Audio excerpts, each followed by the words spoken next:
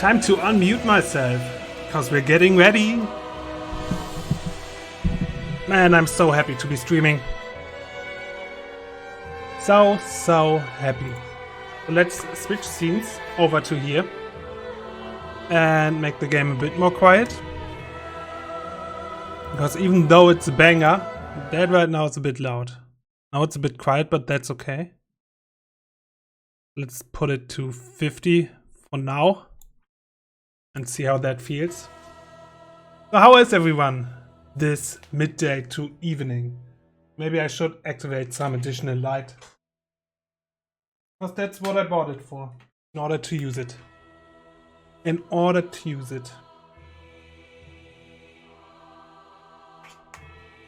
So hello, my name is Narvik. I haven't streamed on here for a while. I haven't attended a marathon for a while. And I wanted to stream last side quest. Wanted to play some Monster Hunter. Sadly I got sick.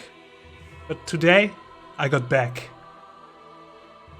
Good evening, Link. Nice to have you here. Nice to see you. So I'm gonna play Dark Souls 3. The third title in the series, in my humble opinion the best. Closely followed by Dark Souls 1. And we're gonna create a new character, and it's gonna start with a cutscene. Let's enjoy this cutscene. Yes, indeed. It is called Lothric, where the transitory lands of the Lords of Cinder converge.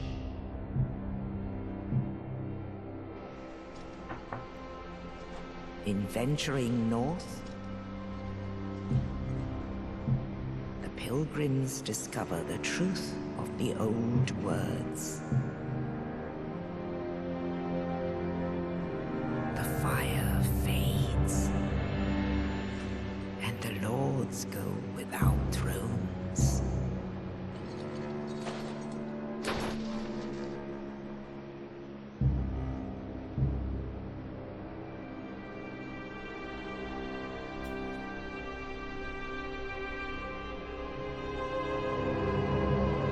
When the link of fire is threatened, the bell tolls, unearthing the old lords of Cinder from their graves.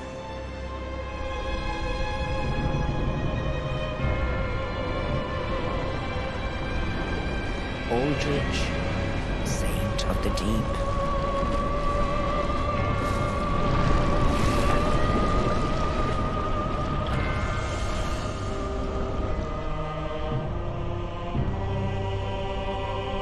Farron's undead legion, the Abyss Watchers.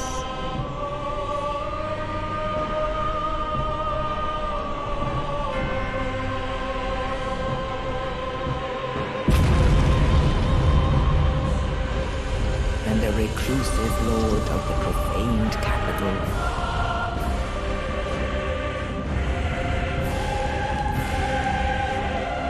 Yon the giant.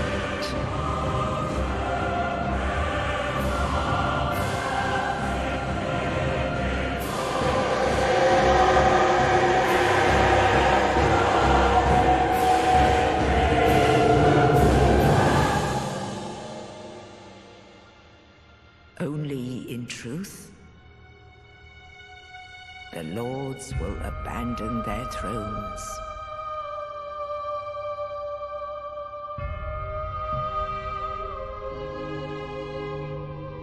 And the unkindled will rise.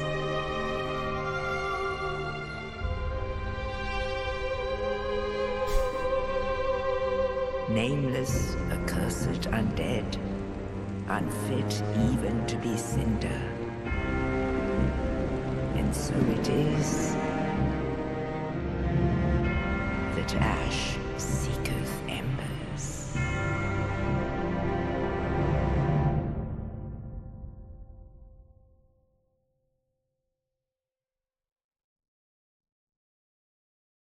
Indeed, more like Dark Souls. So nice to have you here. Let's start with the character creation, and I'm gonna name myself, so I don't mess up the files, Zeldathon, so that is easy. I usually don't care about my gender, my age and anything, because I will not watch too much at my character. Instead I'm gonna look at the enemies, so I'm kinda done with the character creation at this point down the road. Quickly checking if the sound is okay, so you will hear the stream yourself for a second. But then I will end it. And will hear the stream yourself for... Yep! I hear myself, all good. The Hero Zeldathon, indeed. It's our name. Unless you guys have a specific wish how we make our character. He's just gonna be the typical male like the game suggests. Though here I wanna go with the strength dude, because strength is OP. And I also wanna unmute myself in Discord in case someone wants to join from the team. The reason why I go with strength is that usually everyone that plays Dark Souls for the first time goes strength, and that there are some essential benefits in that for a basic new game which I'm gonna play. So I'm gonna be a warrior. My gift is the life ring, because everything else in this list is useless. It can be OP. Face presets. Yeah, that's us. Build. I mean, early.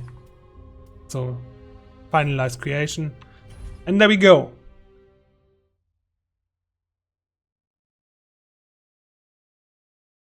There we go. And yes, strength has massive benefits in your first playthrough, which I will explain down the road.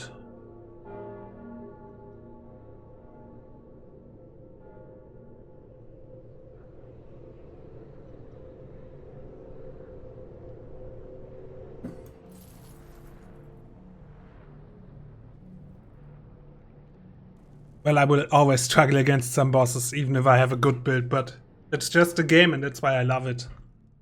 Because in Dark Souls you can do a lot with knowledge, but not everything. At a certain point you just have to learn from your mistakes. So first off, I'm gonna take off my shield and close, because that will extend my rolls and give me more iframes when I dodge. And that's kind of the way most people start playing Dark Souls when they've beaten the game for a few times. And I'm holding my weapon two-handed. So that's the basic preset how I'm gonna play for now. And as you can see, 112 damage, that's already quite a bit. So that's the plan. High damage numbers, low weight, and win. So in this build I'm gonna focus on the stats I will need is Vigor to actually survive and have some health points. At some point I will need Endurance, Strength, and... Is it Vitality that allows me to carry more? Yes, I think it's Vitality. Time for the chopping block. Yep. So one thing that's funny, if you don't pick up this item, you can't get extra flasks later down the road. I had to learn that the hard way on a new game run. I just didn't pick this up because I was like, I will run through. And then I couldn't get any additional flasks. This is pretty much a tutorial area, so here you see tips like kick, which I can't do to this very day. Another tip will tell me how to parry, which I also don't do to this very day. Because I like to fight. I like this playstyle of, hey, learn the boss, dodge, dodge, dodge, attack. Learn the boss, dodge, dodge, dodge, attack. I love that playstyle. And so we're gonna walk down the tutorial path and pick up one item over here. Can you please stop murdering me? Thank you. Because this is a Titanite shard. They are quite rare early. And later down the road you get spammed with them.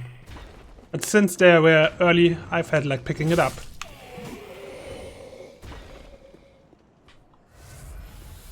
And here's our first boss. This is the tutorial boss. I'm gonna repeat that. This is gonna be the tutorial boss. Enjoy. You will see what I mean.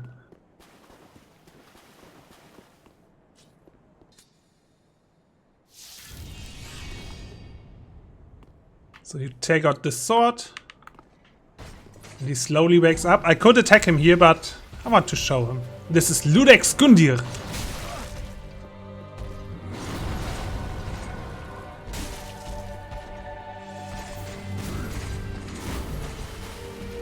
And here you can already see that I'm looking to dodge better than this. And that I'm spamming buttons instead of thinking.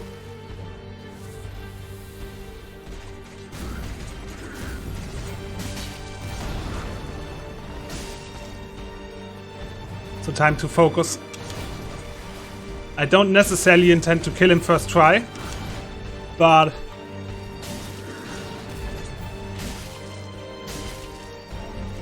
oh yes, and now you see what I mean by tutorial boss. He just outright transforms into a beast. And it's scary as hell when you play the game for the first time.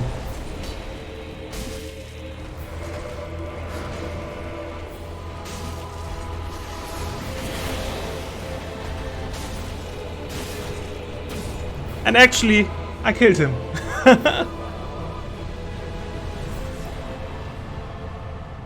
So yeah, this transformation is really scary to a lot of new players, including me.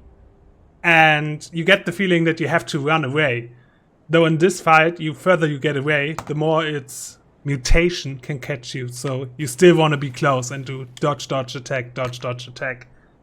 This worked out fine, I'm happy with this. So let's say hello to a few more faces, or all of them. Didn't do that yet. So hi Link, hi Kane, hi Xion, hi Sirius. Hi Luke. Hi Boogie Boy. Hi Lord Minecraft. Xion. Took you forever to beat this boss in your first playthrough. This boss is scary for new players. I mean, this looked, or may have looked easy, but I know the game. I kind of know the rhythm of the boss, like he will swing, swing, and then I can attack. Make me proud. I will. Hopefully. I will hopefully make you proud.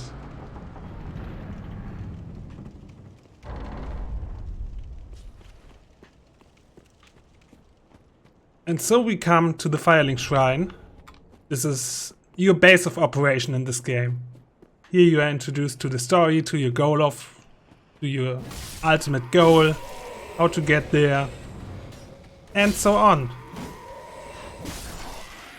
And if you've played any Dark Souls before, you know that people are lying to us in order to get us to do the job that they want us to do. So time to get fed some lies. Firelink Shrine. Hello there. Welcome to the bonfire, unkindled one. Yeah, hello. I am a firekeeper. I tend to the flame, and tend to thee. The lords have left their thrones, and must be delivered to them. To this end, I am at thy side. So she gives me a job and doesn't tell me why. Then take nourishment. She just tells me the lords must be delivered to their thrones, and we are like, sure. Let me get stronger to do that. Farewell, Ashen One. Also the sword we pulled out of Gundir. Here it is. Time to light the bonfire of the Firelink Shrine. It's not like you got anything else to do. Well, that's true.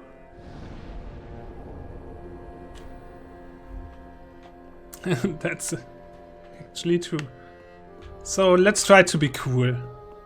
Let's try to do something that is tricky. Because usually in this area you are supposed to get some items before you can get into some places. But here's a special tree. I will try this for a bit. I won't try this all the time. And you can get some secret stuff early this way if you manage to do a funny jump. So we will do this for a moment. But not too long.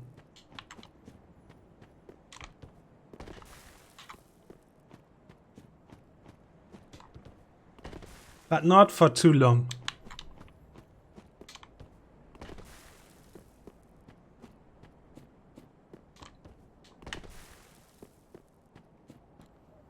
There really did tell you nothing. I could talk to her more. So let's give this like 5 more tries and then I will talk to her again. Count with me, chat. 1, 2, 3, 4, and last try, 5. I failed, which is okay. So let me pick up this soul and go back into the Firelink Shrine and talk to her again. There are other people here, but they are mostly related to side quests, or I can't do anything with them yet, so this dude I will ignore. He'd give me actually hints of where to go and what happened there. What even is up there? You'd get an Estus shard and a special ring. So hello. Ash produce the coiled sword at the bonfire. The mark of Ash will guide thee to the land of the lords. Talk. Ashen one, to be unkindled is to be a vessel for souls. Sovereignless souls will become thy strength. I will show thee how. Ashen one, bring me. So now she tells me that I should bring her souls. Basically the way I got stronger, and what I also realized is that I can change an audio setting.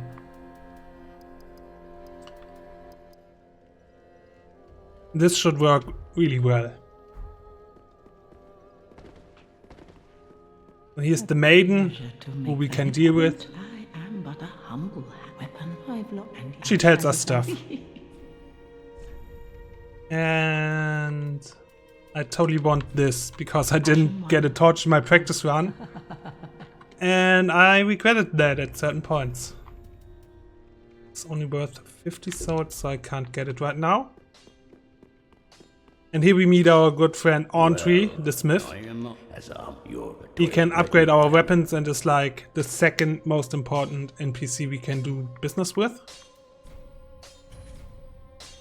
A lot Estus. I'm not using magic, so I don't need the blue Estus.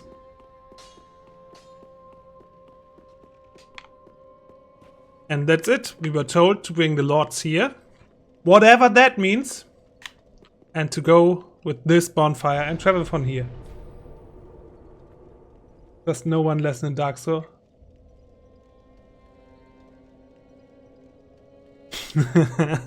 Yeah, those soapstones can be evil. So let's go to the high wall of Lothric.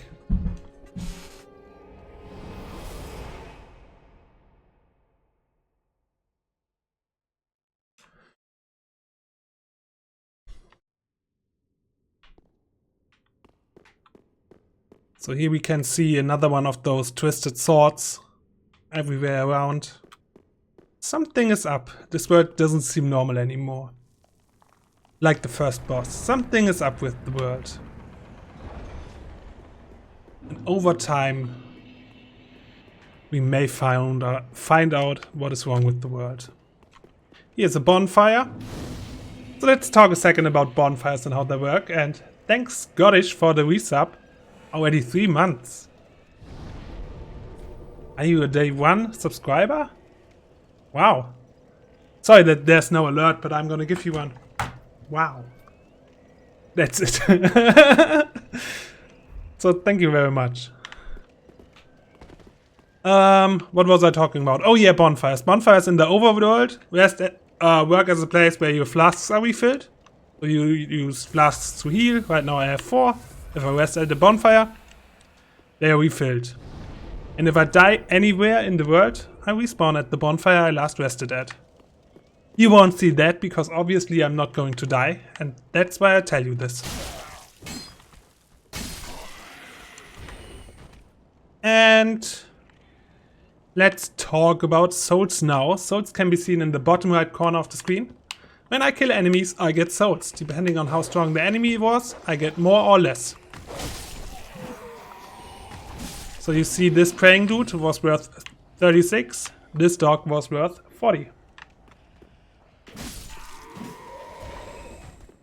Well, obviously I'm not going to die.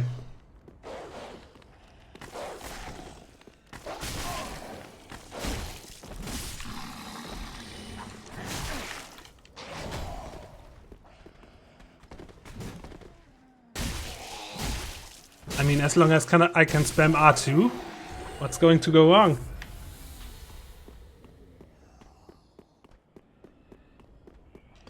So now I'm collecting souls, slowly building up.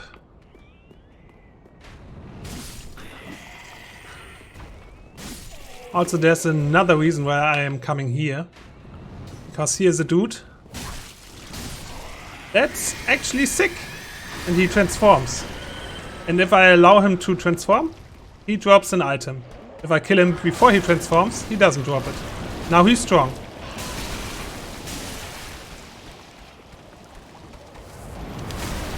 He's actually really scary strong.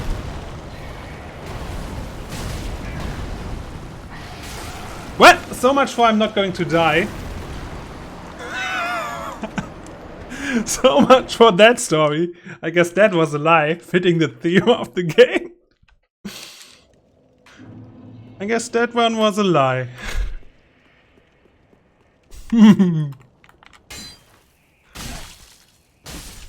Also, chat, if you want to, you can have a death counter where you count. I don't mind that. There are some Dark Souls players that are triggered by that, so don't just count deaths, but for me you can count deaths and have some fun with it. I repeat my previous message. Do that. I deserve it.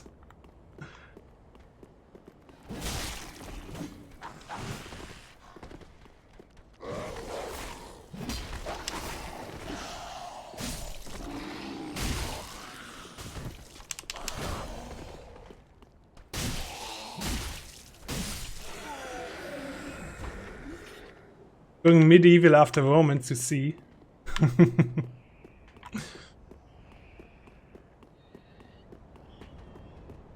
So let's clear those easy dudes up again. And maybe hit this dude over here. At least one. He's immediately dead.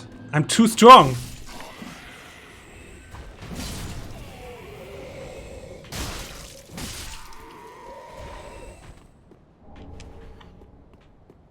Well then, let's pick up some items over here and screw that dude.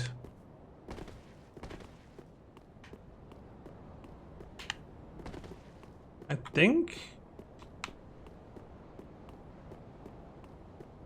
think this is not the place I was thinking it is. He only transforms once? No, I killed him before he transforms. He can always transform. So, I can show it again and do the fight one last time. And then we have to move on, because nobody got time to keep failing like I do. What does he even drop? A Titanite shard.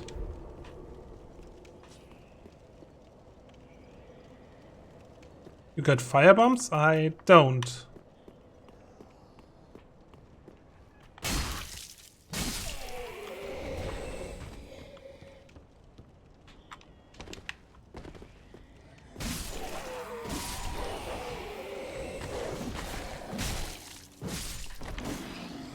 The R2 spam is real.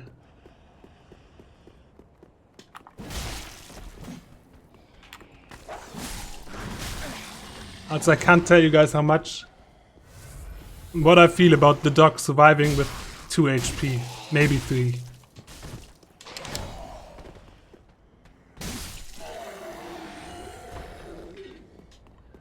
It drives me mad.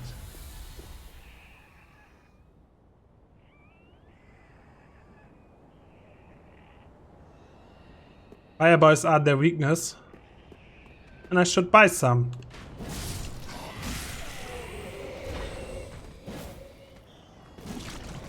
Ah well, whatever, you killed the archer for me.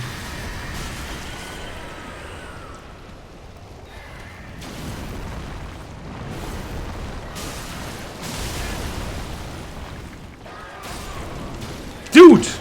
This is not how I wanted this to go.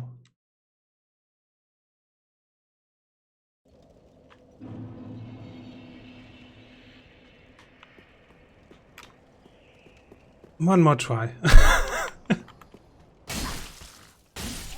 And then I'm done with this.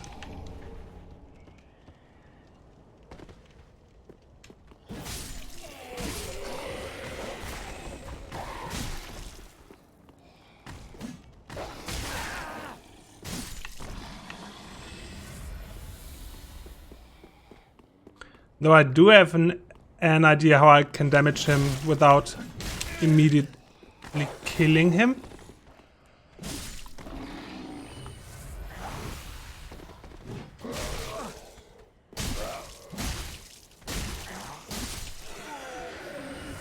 Oh, also this serves as an excellent chance to talk about souls, how you get them, how you lose them. So you saw how I get souls?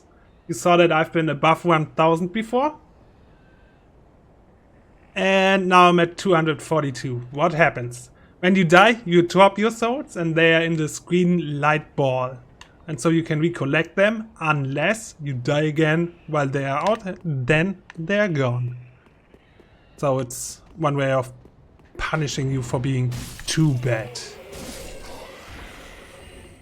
So let's go one-handed and still instantly kill him. Well, whatever. I'm done with him. This is embarrassing. You guys saw nothing. I intentionally farmed 1740 souls because I exactly need that amount. Nobody tell any different story, please.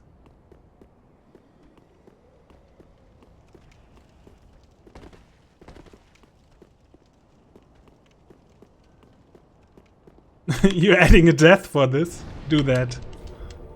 Can do that. So let's go down the easy path. And keep killing some lost poor souls. Oh, a backstab.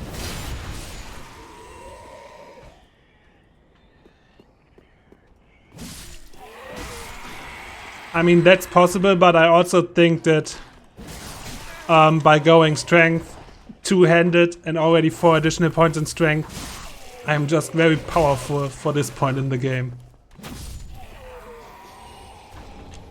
So it's a combination of those two. I just...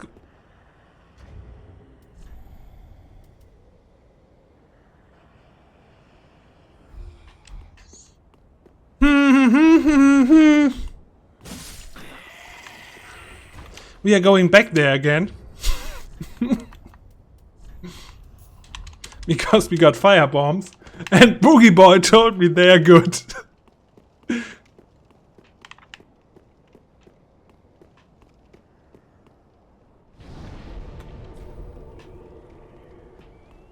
So we are going to die again.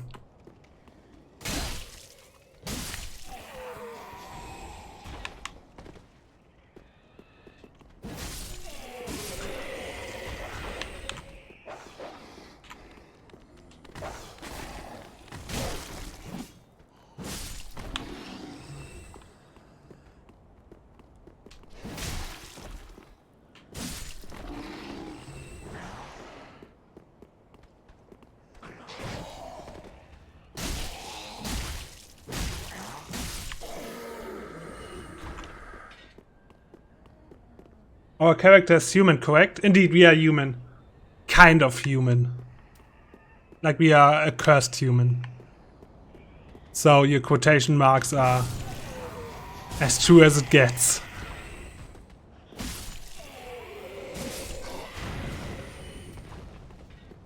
Can you please transform, sweetie? Thank you.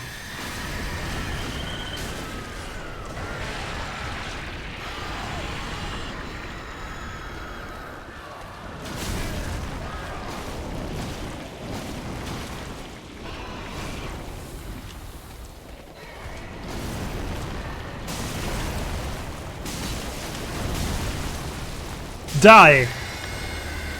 Easy. A Titanite shard and an ember. Easy. Exactly like planned. So now I got 2 Titanite shards, and if you think I was hitting like a truck before, let's go the easy route and just upgrade our weapon immediately. I will use that chance to also talk about power scaling in this game and why I'm going strength. So in Dark Souls, for each level up you get, you can level up 1 stat point. I will go with strength a lot.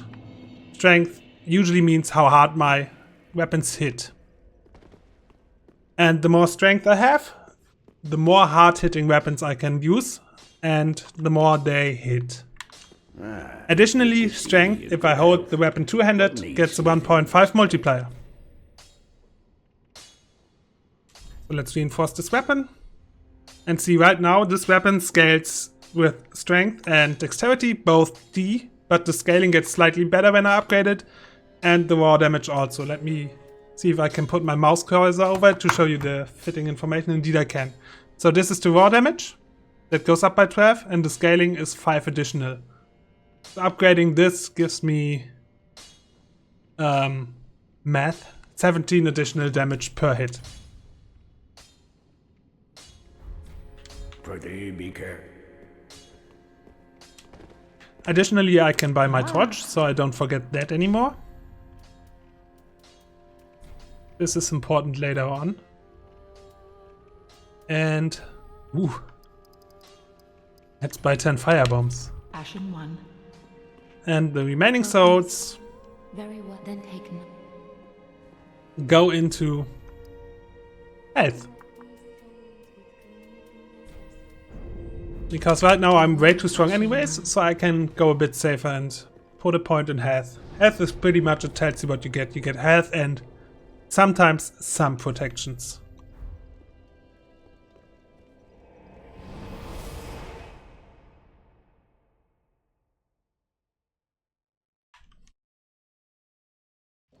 And now let's make some actual progress.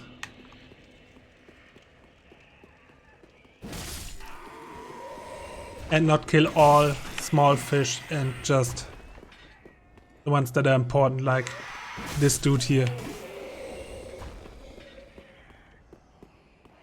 We can ignore them. They are pretty much, those people are like us, just that they lost their mind.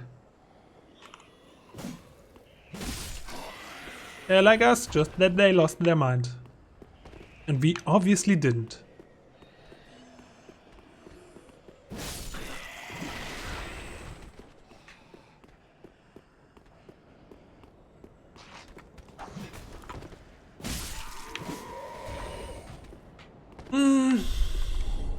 There are the binoculars. Pretty important item when you want to show people stuff in the world. Sometimes you just want to look around in this world. Right now there's no special place to zoom in, but just enjoy the landscape. Like, those are places that we are going to go.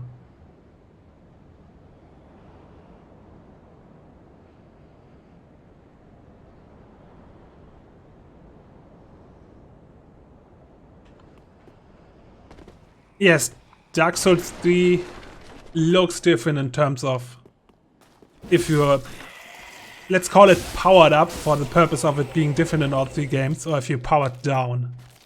In Dark Souls 2 he literally looks like a zombie, which is pretty hilarious.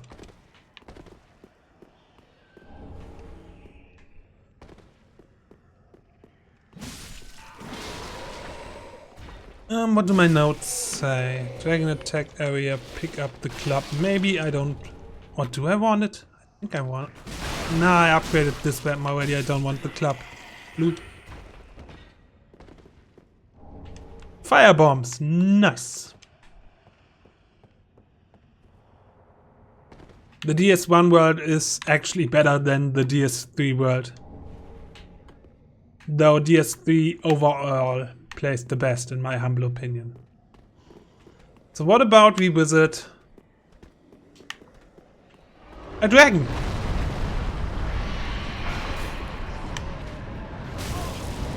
How about a dragon who does the work for us?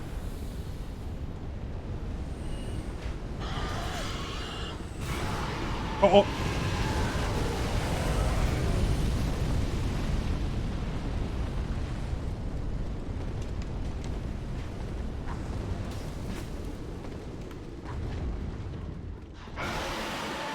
So let's quickly move over here because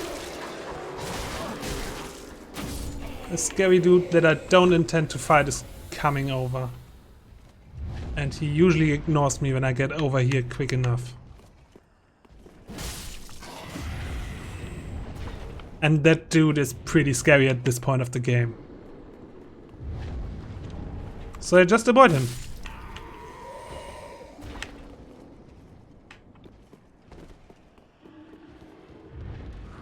So I just avoid him and grab another bonfire.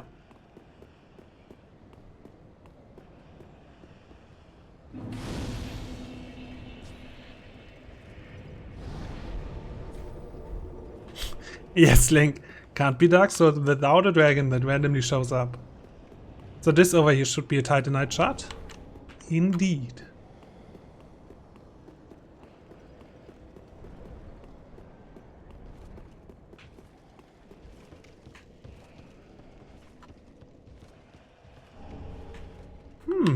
No, I have more firebombs than I can carry.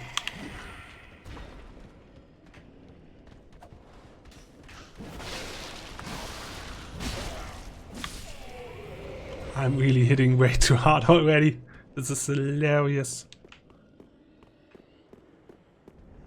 So Dark Souls also likes to trap you by hiding enemies at places like this. He is scary when he attacks you from behind.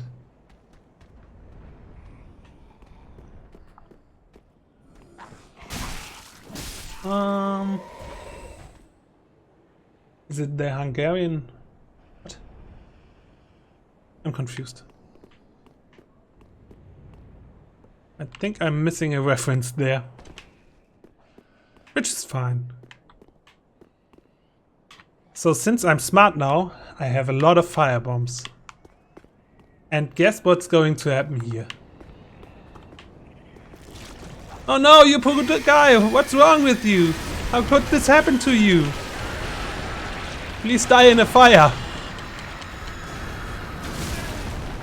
And don't murder me, actually. What did I tell you about murdering me?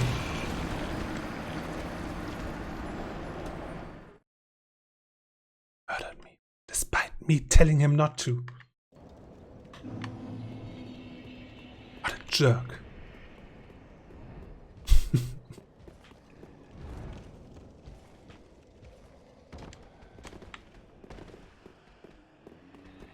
I can't believe it.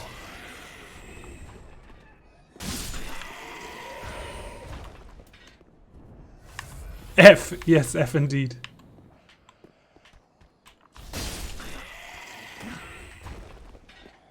So this time I will just walk backwards while attacking him, and that should do the entire trick. Oh, more firebombs.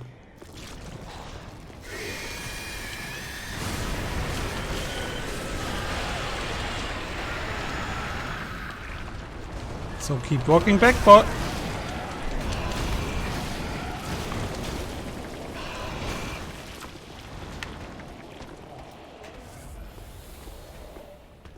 It's over, Anakin! I have the high ground! You underestimate my power! Don't try it. And another Titanite shard. An important info, they only dropped that Titanite shard once. And yes, that was a prequel reference.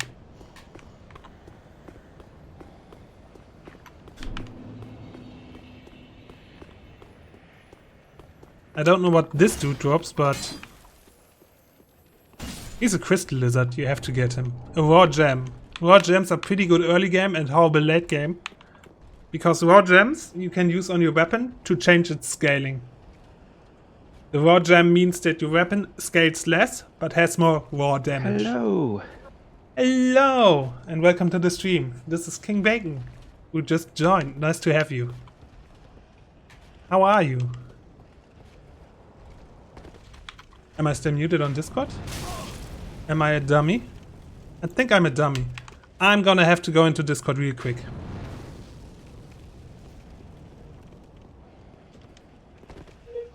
And change a setting there.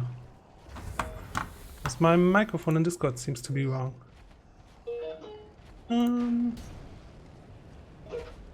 Default audio device? Since when am I not using hearing anything? default? Yes, I know. I was fixing it. Hi. You should hear me now, hopefully.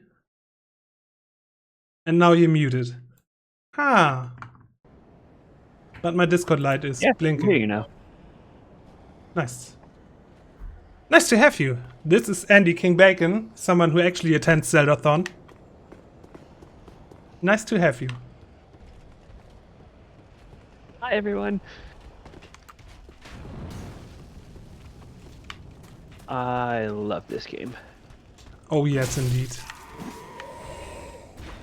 I'm just starting to get going, like, picking up some Titanite shards, dying to low-level creeps. Almost getting backstabbed. Oh, almost got And it was scary. Let's see, what class did you start out as? You have the axe, brigand? Warrior. Okay.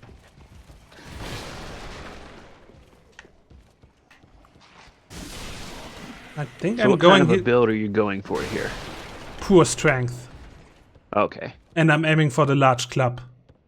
Ah, alright. That's the plan. Going simple. Strength is simple.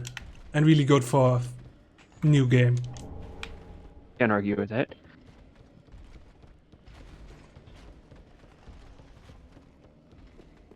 Also, the warrior has like the most free stats.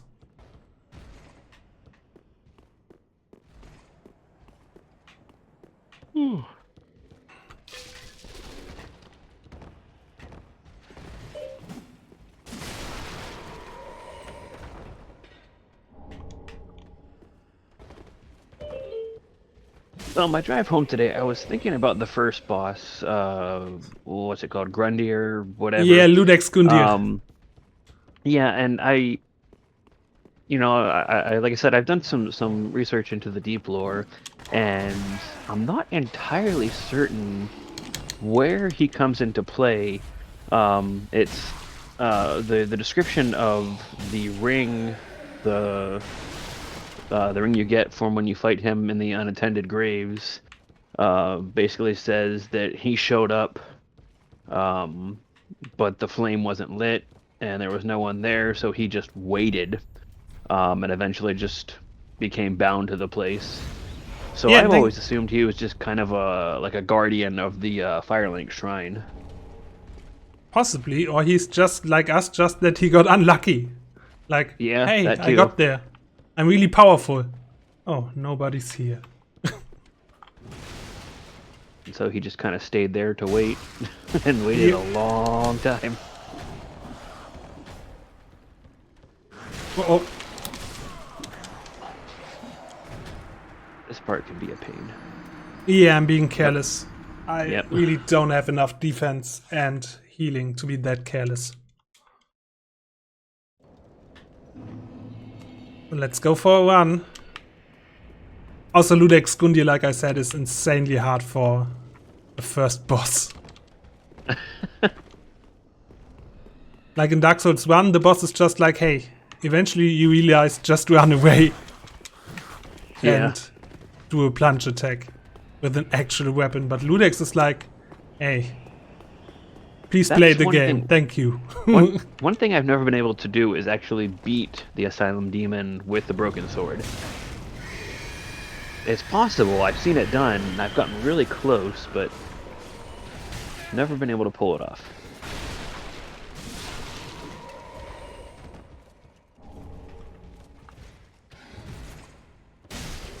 I think I've killed it with the firebomb start, where you get firebombs for free, but Broken Longsword didn't sound too tempting for me to try. Well, you do like 2 or 3 damage with each hit, so I mean, it's basically you nickel and dime it to death. So let's be smart this time around. And nuke this place.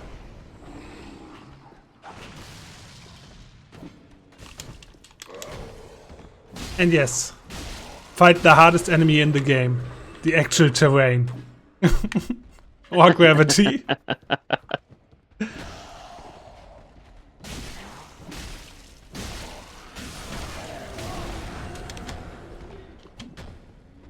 That's not a healing potion, but it's fine either way. Also, I think I'm here to pick up a key, which I'm not going to use. But I got a Titanite shot, so that's a win at least. So I'm pretty sure down here is a key for a prisoner that I'm not going to free. Because who cares about the blue tier stone ring? Yep, it's the cell key that I'm not going to use.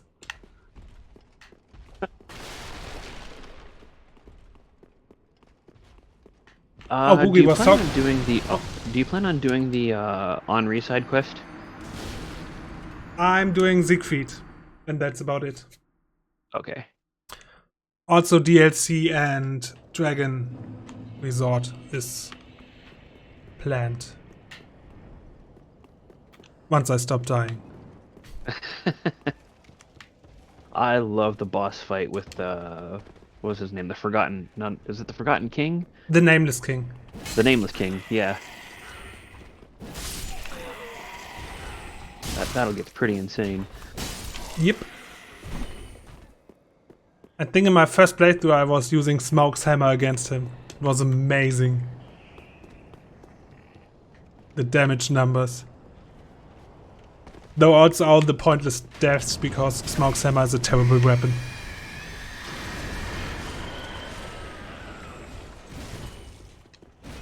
Have you ever been able in this game to kill the dragon at the beginning?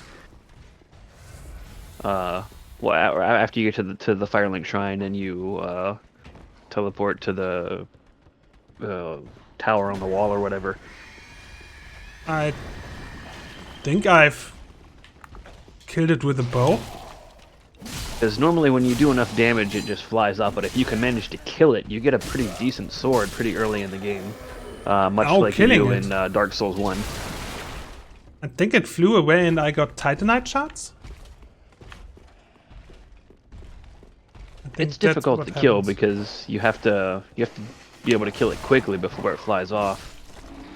Hmm.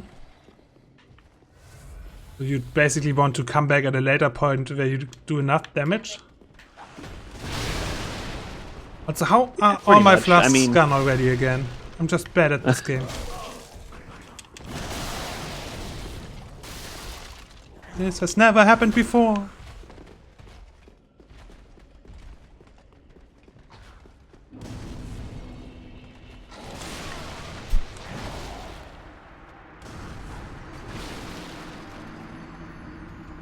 Okay, I'm gonna focus now. I want to get to the next boss, because this is taking too much time.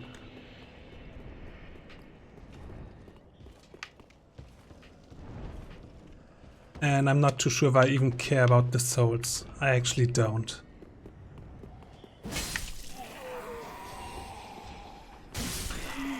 So chat, there's one question to be answered. Are we brave or are we smart in the choice of our next boss? Because we can do two different bosses. One is brave and one is smart.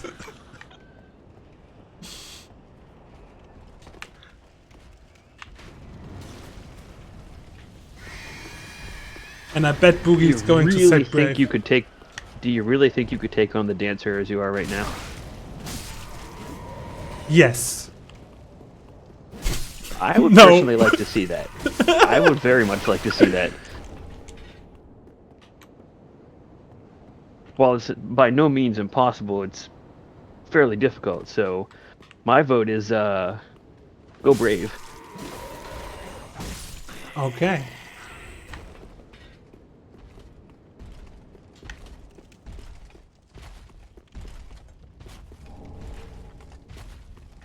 Or we go for the middle ground. I do the first boss, the regular boss first. So I have a bonfire over here. And then I go brave. Yeah, that's a better idea.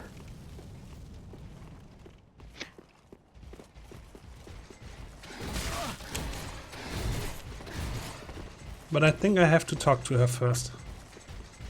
No, you don't. You only need to talk to her to get the banner. Yep. Which I'm pretty sure she will drop even if you kill her, so.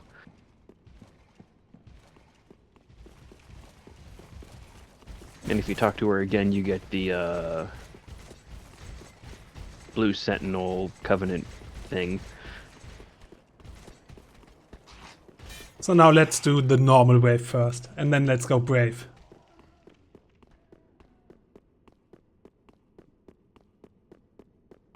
I like this boss fight. I mean, it's not too difficult, but it feels like it's just the right amount of challenge for this point in the game. Yes, it is. Unlike Ludex, it was just ridiculous. This is more fun. But then again, Ludex sets you up for the game. And this guy is actually a minion of Pontiff Sullivan. Yes, he's an outpost, I think, to see, hey, someone is going out there to do stuff. Please stop them.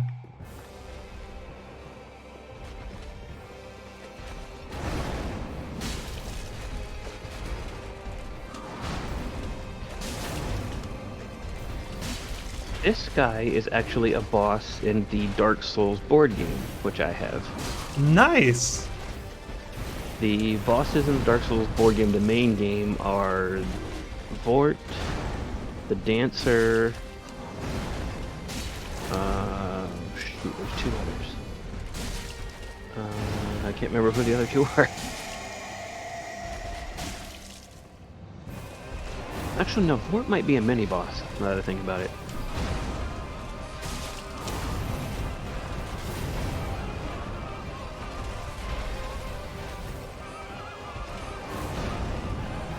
The board game is just as punishing as the actual game, which I love. It's also one of the few board games that you can play solo if you want to, and it's just as fun as playing with other people.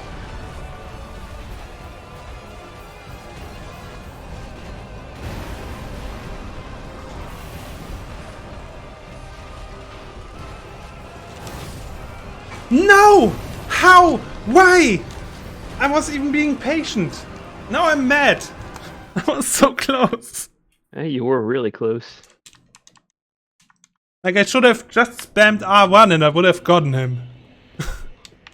But I was like, no, just be patient. Also, he wasn't doing the move I was used to, because usually when he enters phase 2, he does like a lot of dashes and then an ice breath.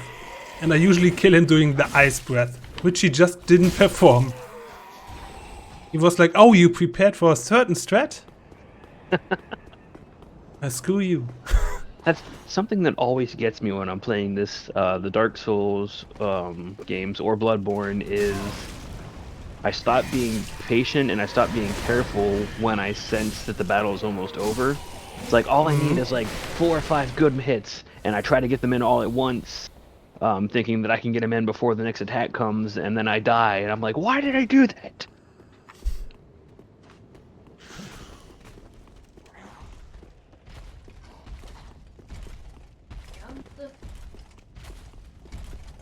Also, I don't even know how many Titanite shards I have. Maybe I can upgrade again. And the comment I'll be making today is going to be called the Big After the boss Doogie fight here. Boy.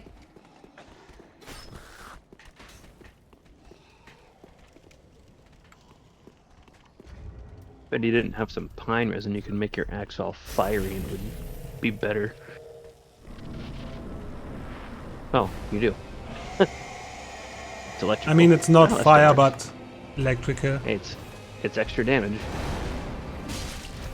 Also, I think it adds like a flat 20 anyways.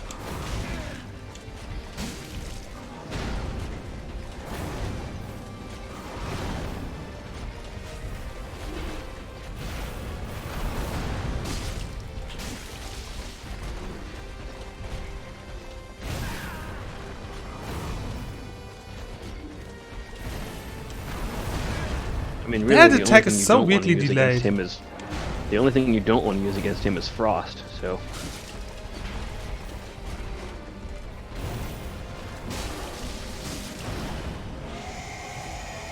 Please dash a lot and die afterwards. Okay, dash. Dash. Dash. Death.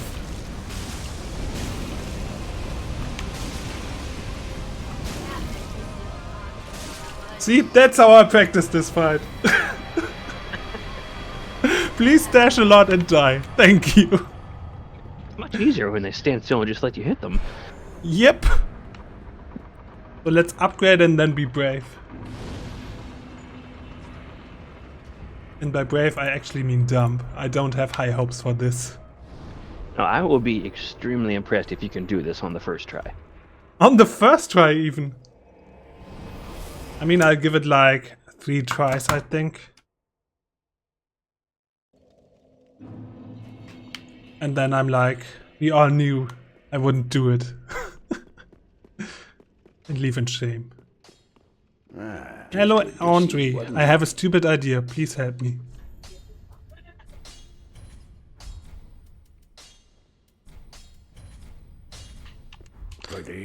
So I also brought him an Estus shard. Now I can heal 5 times. Hooray!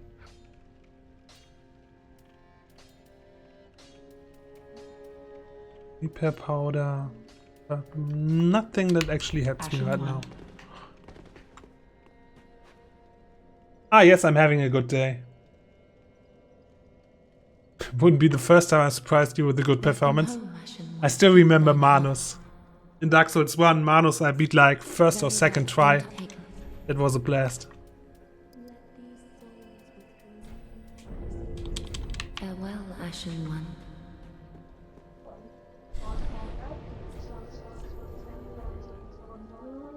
Second try, yes. And it even was a good fight. Good performed by me, not like some crazy luck. Anyhow, for this fight I think I'm gonna put on some armor. In case she hits me, I want to survive something. So. Now let's be brave.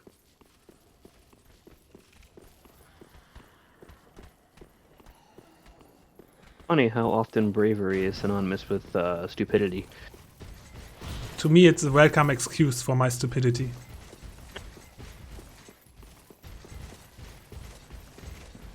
So this lady here watches over an item that she doesn't want to give you yet.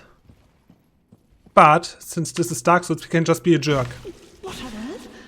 Normally you need to defeat 4 Lords of Cinder before she summons you here, and I think she kills herself. Or just dies of natural causes, but then she gives you the basin. And yeah, you pretty much place it here. And this triggers another guardian, another outpost. That's also controlled by Pontiff, whoever that is.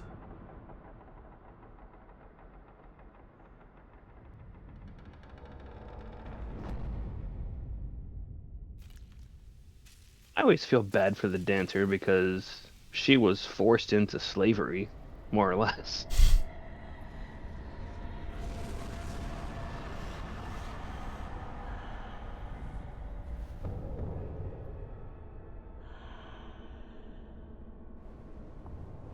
So that's the dancer, pretty much a mid-game boss.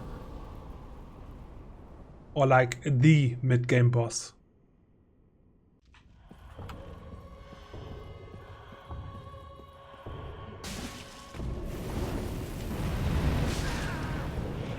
That hit like it.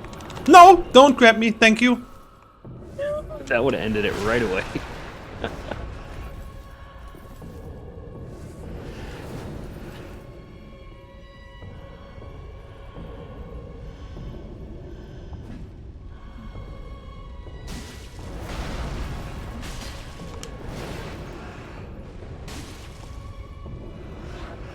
What are you doing? She stalks around the battlefield like a cat.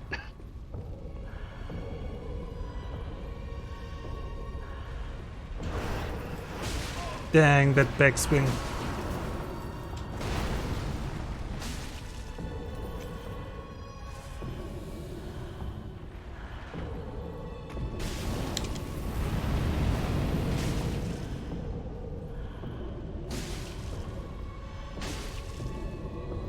Nope. Nope, nope, nope. Can't have that.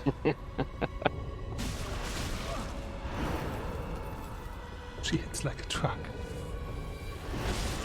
That's Well, it! You're supposed to be a lot stronger by the time you get here. Death.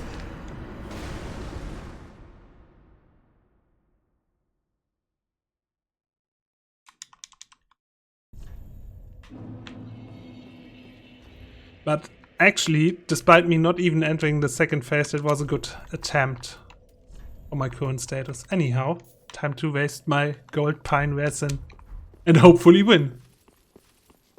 Lancer's so heckin' cool, yes she is.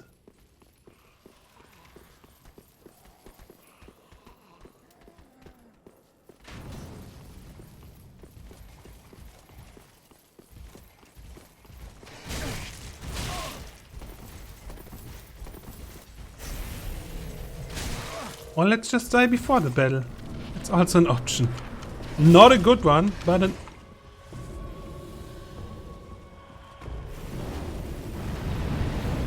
Oh, you got hit again. Yep. So this attempt is horrible already.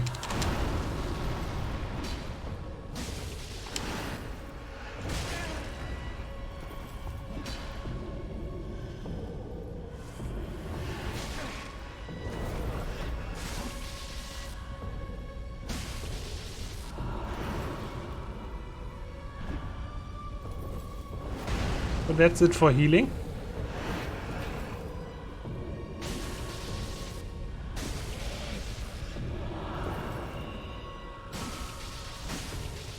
But I mean, I could as well just not get hit anymore.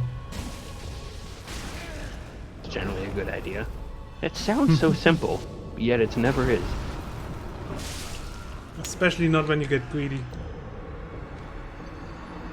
Hey Takiroshi, nice to see you. So this is now the last attempt and then we go back to normal mode. And stop being brave.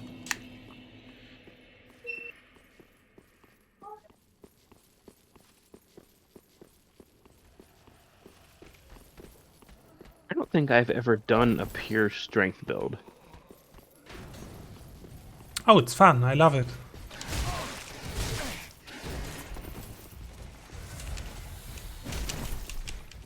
My builds tend to be either dex and intelligence, or just pure dex.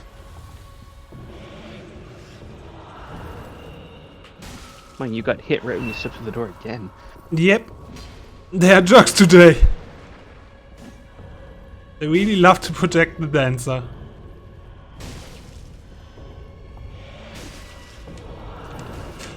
Why am I walking in that direction? Ah, goodbye world.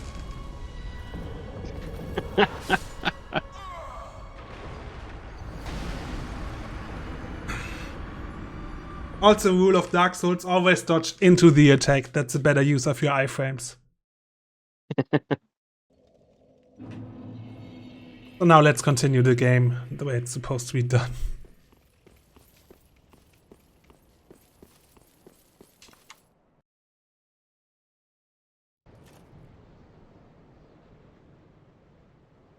Now you understand why, yes, grab attacks in Dark Souls are always super scary.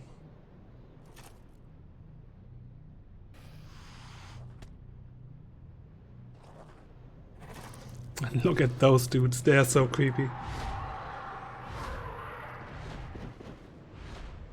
At some point in every Souls game, you get picked up and carried by things more or less that look like that.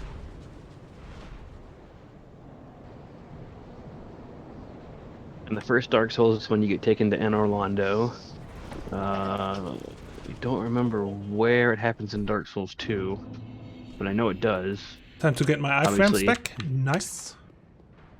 Obviously it happens there in DS3. And it happens in Demon Souls after you beat the false idol. Nice.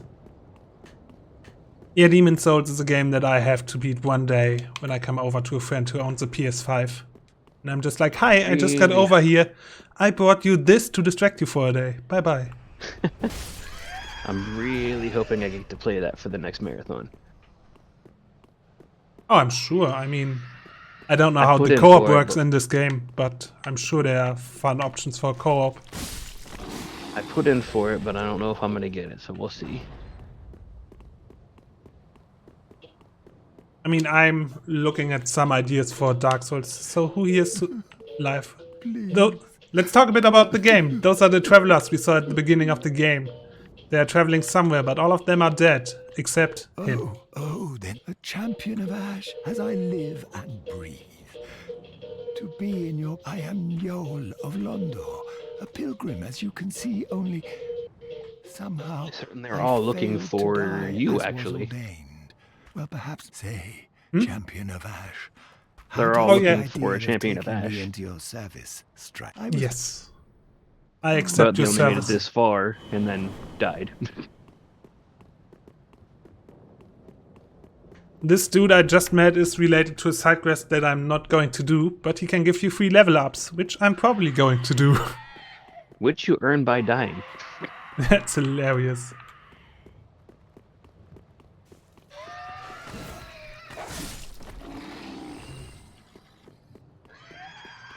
And as I have shown, I'm doing that a lot.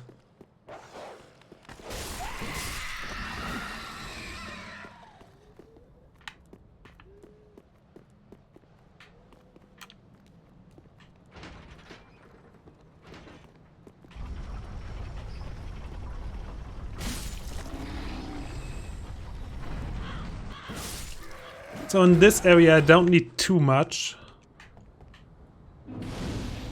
I just need, let me quickly check. Did I miss anything important before? No, not yet. Oh, there's actually quite a bit to get. I made myself some notes so I don't miss shards and undead bone shards. Because being able to heal myself is pretty nice.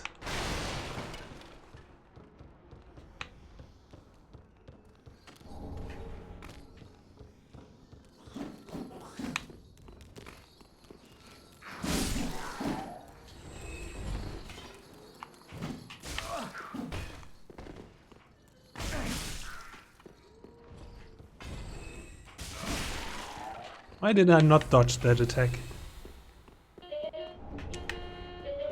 Because you like to live on the dangerous side.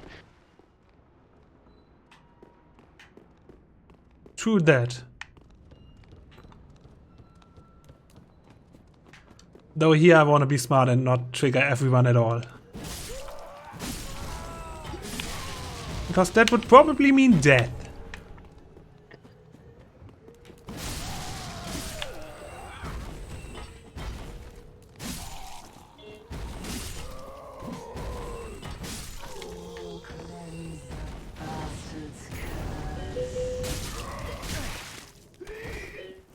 I hate Oh. those things.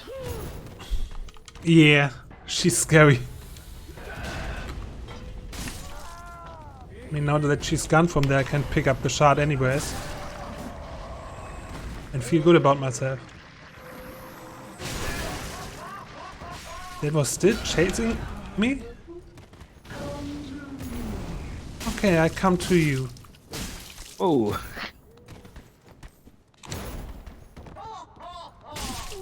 Also the way she laughs. I have died to that laugh so many times. She hits you, she laughs, and you die. And you So hate have I. everything. I hate the one of those that I hate the most is in oh shoot, what's the name of the Cathedral of the Deep. Oh. The one outside You probably that know has... which one I'm talking about. You have Yeah. to climb the ladder. It's right after the area with the first giant you encounter. You climb the ladder and she's walking around up there. I don't even remember what she's protecting. But for some reason, I always have trouble with her. So I'm just not gonna visit her and pretend... Oh, I always beat her. Easy peasy. I think there's no important item up there, so I can just lie about my skill.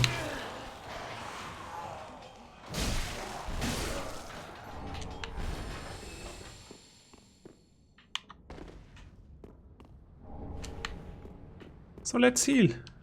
Some Estus soup. Nice.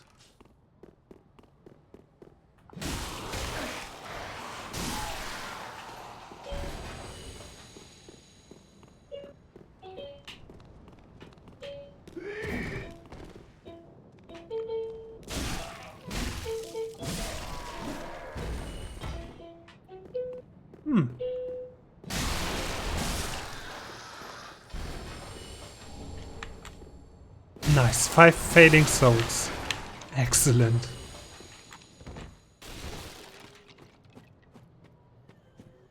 There's nothing important over here, I think, so I'm just gonna ignore everyone and everything.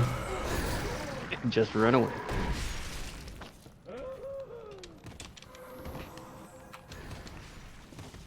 Please be no one here, please be no one close enough. Please don't stop me, please don't stop me. Thank you.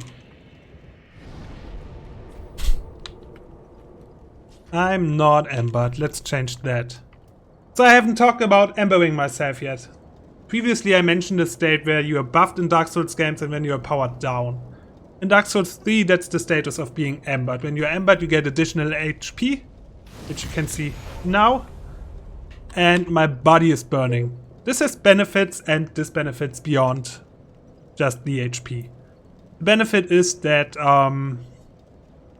obviously the HP, you can join other co-op options like helping others, but on the side of disbenefits you can be invaded. Invasion is the process where a different player, which can be an NPC or an actual player in front of their PC, gets into your world and tries to kill you. The reason I am but here is that there's a scripted NPC invasion. So let's fight the Holy Knight Hodrick. I don't need anything from them, but I figured it's a good moment to introduce invasions. And he has the hardest pyromancy to obtain. Also this dude is triggered as well, what I don't like. Not a fan of this. He's able to cast Soothing Warmth. And to get that you need a metric ton of vertebra shackles. Which you get from joining the covenant that he's a part of. The secret covenant. Shackles. Also I want him to cast a different miracle. And then just watch him die. Or pyromancy.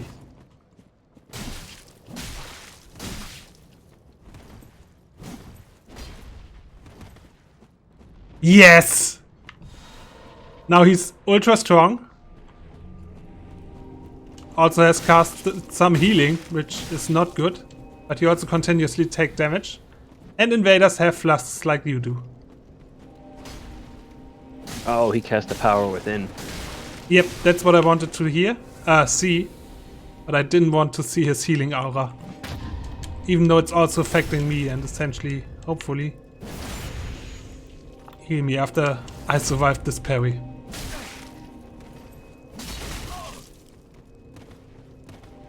Please attack, thank you.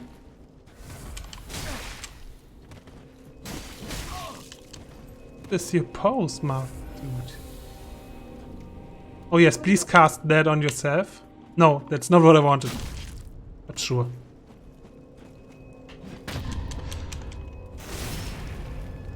I'm getting parried by an NPC.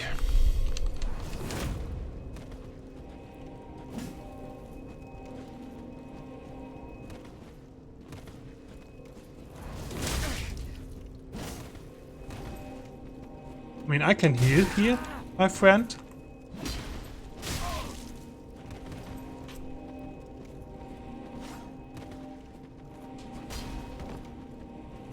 Yeah, the Heal good you thing so and kindly bad provided thing, to me.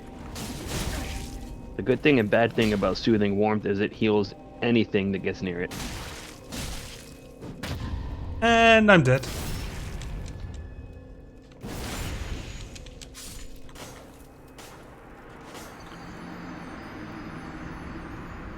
And he's the first invasion? Yeah, but you can pretty much dodge him if you aren't embered. I'm gonna ember again because I don't want to live with the shame of dying by his hands without killing him. Also, I haven't checked the skill of my weapon. I swear to God, if it's a buff... It's a buff. I'm an idiot. It's a simple buff. And I didn't utilize it. So there he is. I tend to not use the secondary abilities of weapons. Yeah, I forget about them a lot. The only one I really use is for Dark Drift, the katana that can pierce through shields. Nice. But you have to kill the lady that comes... Oh shoot, what is her name? She's from... Wow, I can't think. I have to look it up. Yoria, that's her name.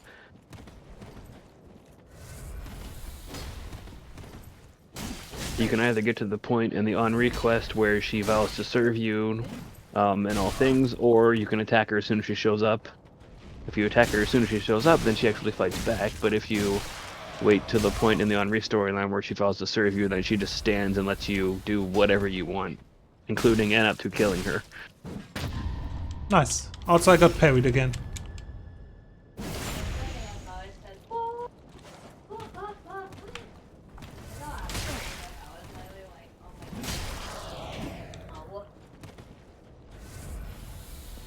Dude, are you seriously casting power within at 200 health?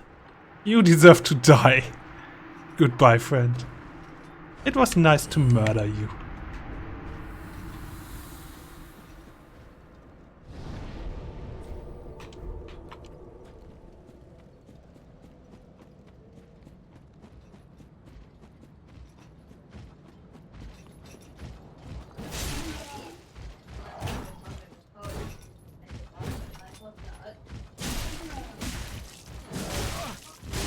Are you gonna go make friends with the giant? Not yet, but later, yes. And now I'm gonna go the crazy path and try to survive this.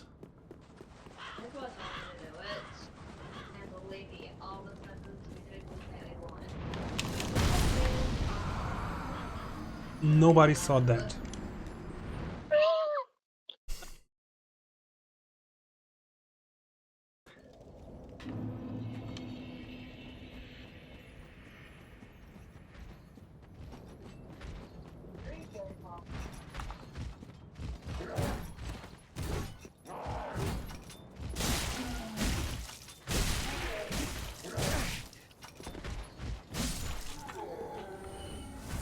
At least souls don't spawn where you died, just a bit before you died, which is really nice. Giving me an easy time to pick him up.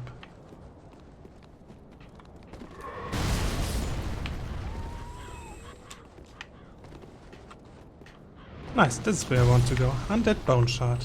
Excellent.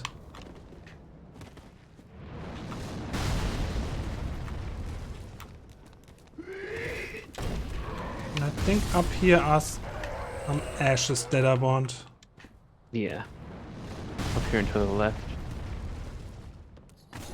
Nope, that's not the ashes.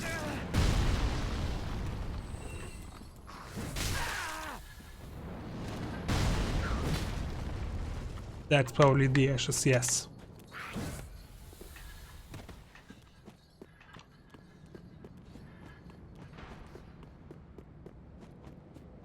Those are the ashes that allow you to buy the cell key and the tower key, I think. Or maybe it's just the cell key. To free the Holy Lady, who wants to be a firekeeper.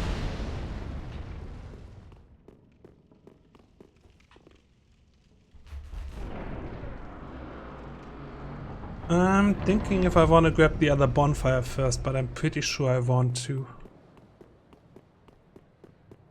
Or I go to the boss. Yes, I also have 6,700 souls.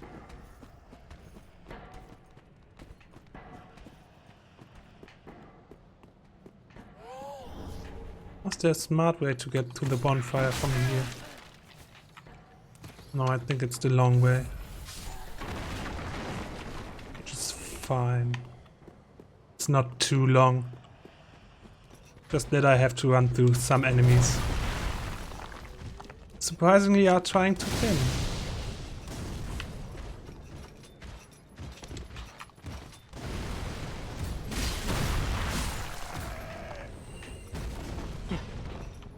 But there we are.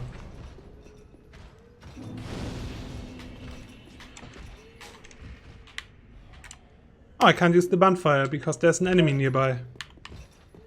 That's always fun.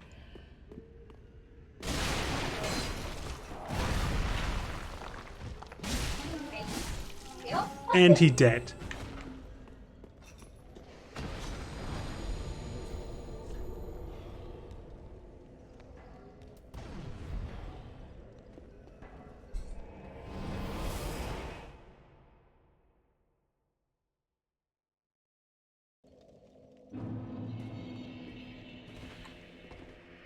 So let's see.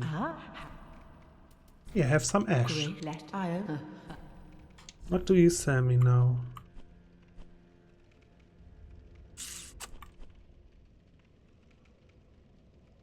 The grave key, which I don't need, and the tower key, which I don't need quite yet and may never need. Did you already get the Estus shard from up there? Nope, I failed. Just But now that you mention it, I will try again. By using the nice little tree shortcut? Yep. So Chad, how many more tries do I just wasn't get? So I reinforced my Estus shard, now I have 6 uses. And I also got Undead Bone Shard, which I'm gonna burn here. And now my flasks see me more.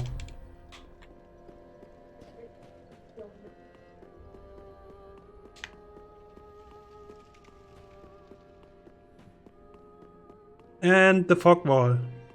The fog wall of why are you here? You're going to leave the outside anyways. hasn't loaded yet. I guess.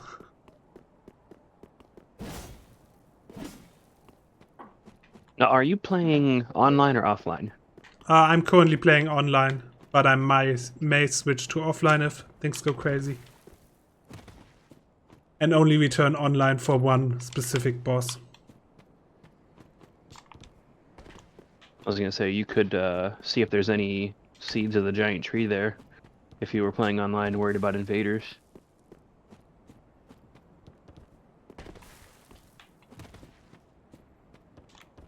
Oh, excellent! I did it. Hooray! Time to claim my rewards.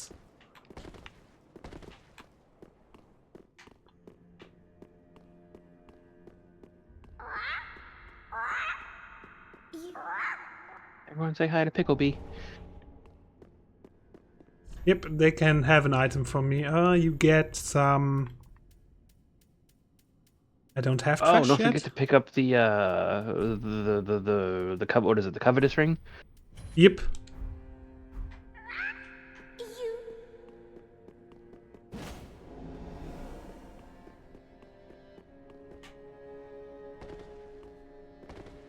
I am currently 3 trophies away from getting platinum on this game. Excellent. Which trophies are missing? I need all miracles, all rings, and all pyromancy. I just finished the all gestures. Well, that was just like saying I've beaten half the game. If you still need Yeah, all rings or miracles, because that can be a crazy task. Well, the only pyromancy I need to get that trophy is Soothing Warmth, which Okay. means a lot of PvP. Very well, then Tuphagen.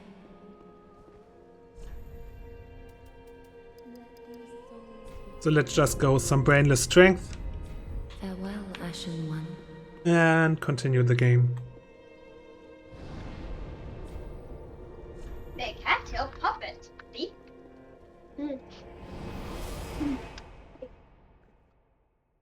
So let's fight the Deco tree.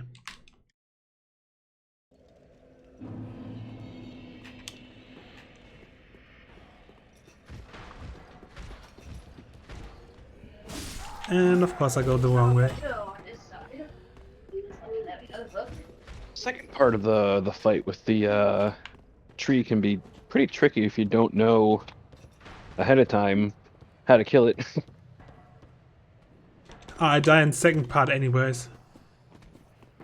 So I would just pretend that it's still tricky and really hard. Poorly balanced. So, The skeletons in Carthus catacombs dropped the shackles as well. So you could do that with gold coins. Says my friend Boogeyman, and he knows what's up. hold up. When he was into Dark Souls, he stopped having any life at all. Hey, Dad. You wanna see what's going on? He's quite a reliable source of information. I.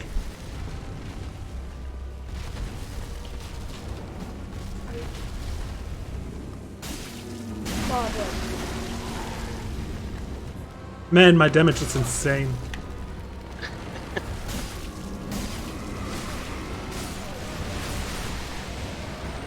I always found it a slight bit uncomfortable where exactly its weak point is right there.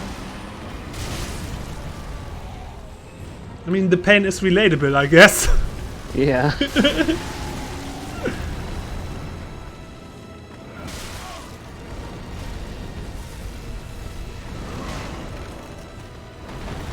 And with this, I screwed up getting into the secret pantheon, by the way.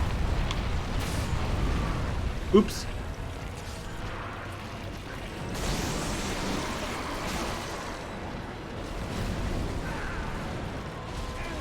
Also, this is again a scary grab attack, but not a one-hit kill. Still annoying though. Because this is not the dancer, this is just a tree.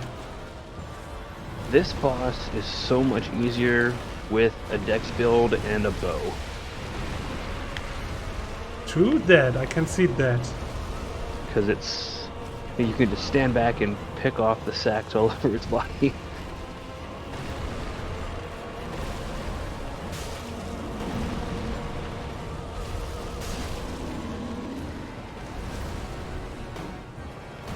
Oh, there are no sacks at that hand. You already broke it.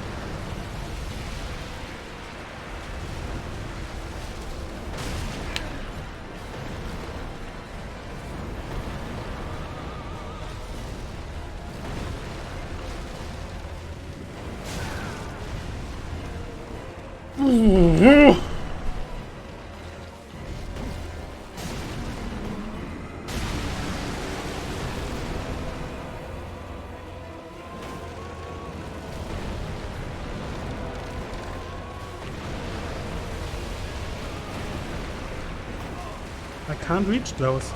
Shit.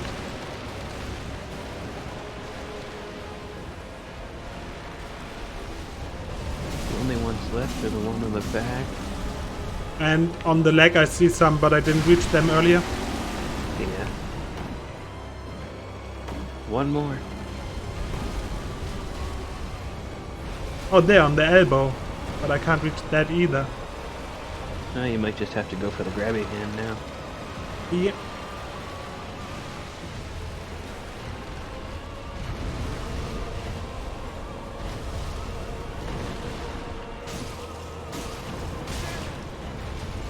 Oh man, this is getting scary. Oh.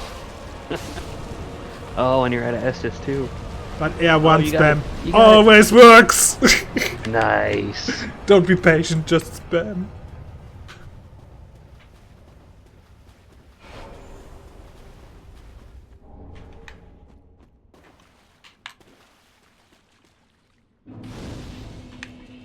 I got a lot of souls again, so I'm just gonna leave this place and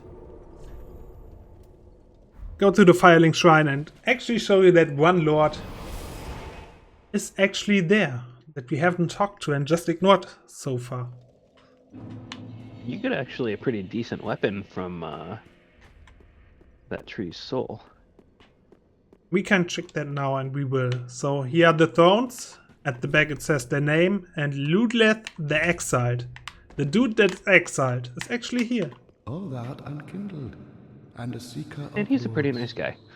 Yep. I am Ludleth of Corland. And has no legs. Look not in if this. Oh, seeing but now, tramp in. Because in Dark Souls there's always one thing that many people love and use for meme runs, and that's making boss weapons. And here I can make boss weapons. Like I could make the weapon of the soul of the Boreal Valley, soul of the Rotted Greatwood. I can use boss souls to make weapons. Weapons, Oops. items, shields, and spells. Yep. Well, not items, rings. Though I don't need any of those weapons. Treat I'm the fire actually people, she is much. may only use him once during this run, so I'm gonna commit a sin to any real Dark Souls fan right now. Please look away if you're an actual Dark Souls fan. Use the boss soul.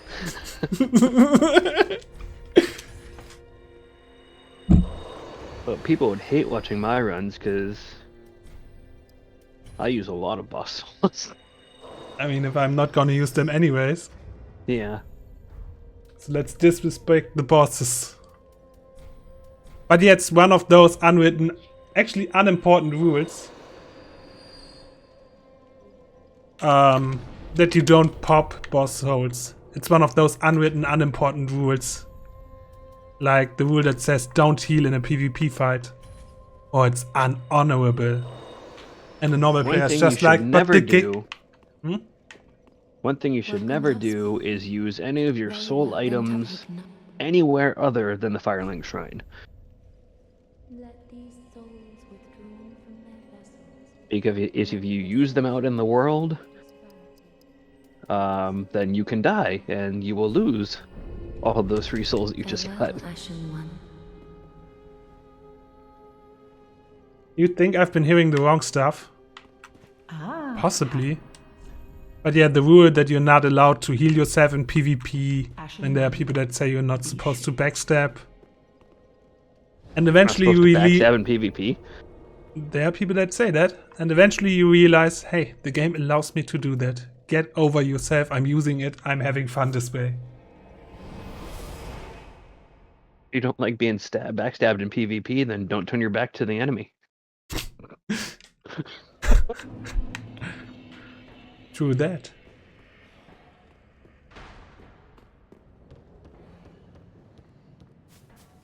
I mean, the most common way you get backstabbed in PvP is if you're trying to run away from the other player.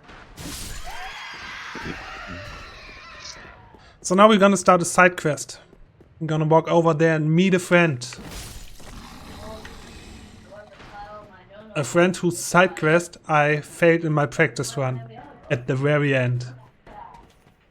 I was frustrated beyond belief. Out at the very end, what, he Yes. died in Yes. Oh, okay. Well, it doesn't necessarily fail the quest line. Just getting him there is technically the end of the quest line.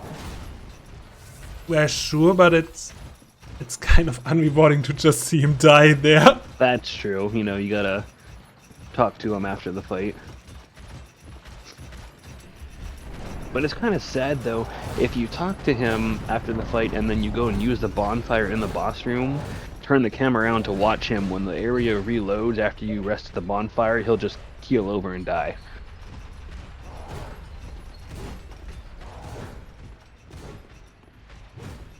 Look, there's my friend. And two unwelcome enemies. And they completely ignore him. Yep. Oh, thank God I can just R1 spam them now. Previously I needed 5 hits, now it's just 4. And I almost died. But only almost, because R1 spam is the best. So let's talk to him. His armor is so impractical, it's hilarious. Yet it's some of the best armor in the game. Pardon me, I was absorbed in thought. I am Siegwart of Katarina. To be honest, I'm in a bit of a pickle. Have you ever walked near a white birch only to be struck by a great arrow? Well, if I'm not mistaken, they come from this tower. Whoever it is, I'm sure I can talk some sense into them. But I have to find a way. This lift only goes down, well... So he does one of the oldest Dark Souls riddles. One of the lift riddles. Because in Dark Souls, you can send lifts down, but leave before they go down. Which has two practical uses. First one, in case you die, the lift is down and you probably want it down in case you die. The other one, the lift might be a trick and had another layer that brings you up. So, Siegfried. This lift only goes with it. It only goes down, you say? Well then, goodbye, my friend. And then he watches you go up.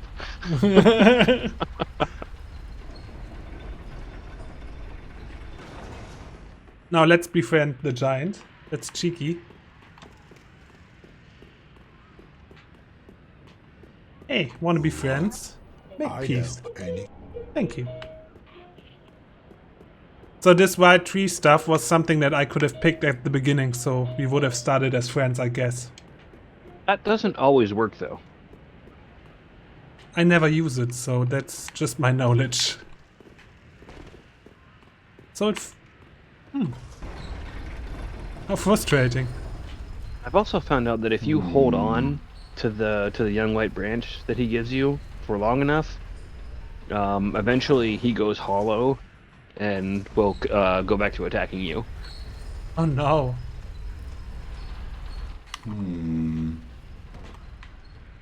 Now we're here.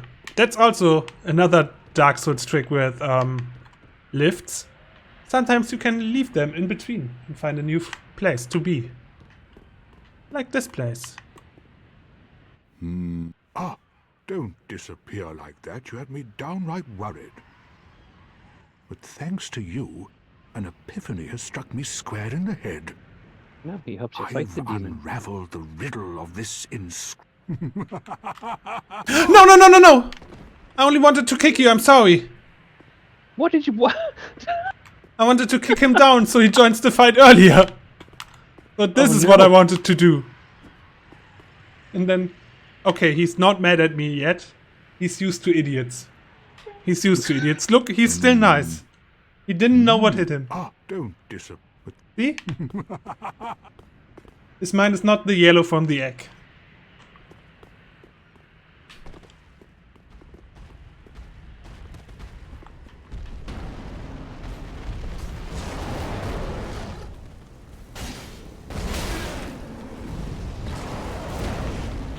Imagine me saying, I'm gonna do that side quest and then I outright murder him. Whoa!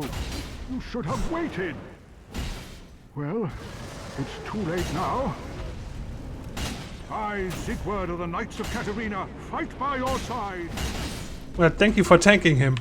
I had the damage.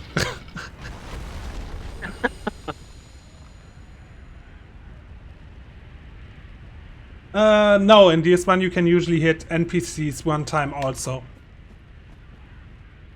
Unless your weapon is too strong. But you must I absolutely hate the Onion Knight quest in DS1. Well, it is such a pain in the butt.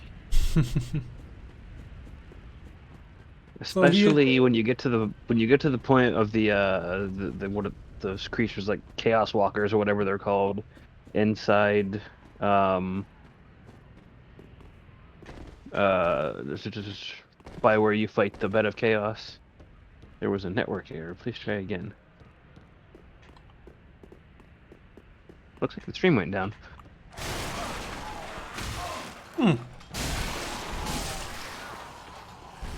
Did the stream go down? Let me check. Or it might just be me. Let me refresh. It's probably just you. I don't have any error message. But always feel free to let me know, so I can fix it And I if didn't it's see me. people panicking in the chat, so.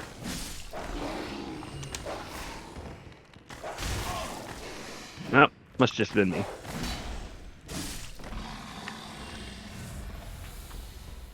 So now I'm just here for another wing. A good wing.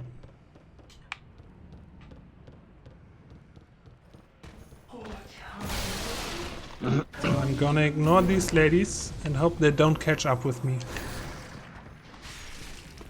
Oh, you're going for... was it Flynn's ring? It's a Cloentine ring. For stamina regeneration. Flying ring is just a bonus. But yeah, you're right. There's also flying ring. Yeah, it raises your attack by when you lower your equipment load. Which would So probably if make you're going sense. around with no armor like you are, then your attack would be higher when wearing that ring. Hmm.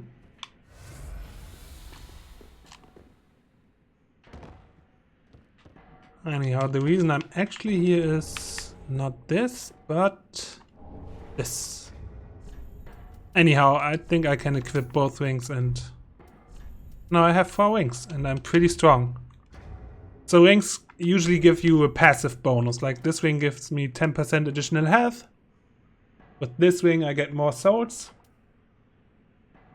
This increases my stamina recovery and this gives me power. All NPCs attack immediately. Do they, Boogie? Do they? I mean, I'm gonna trust your word on that one. But I'm pretty sure that wasn't the case.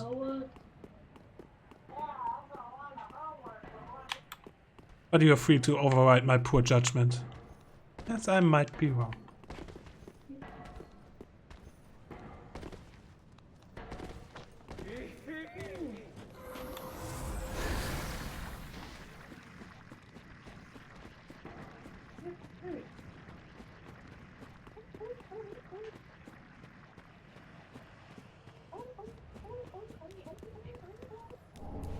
Hey, an ember.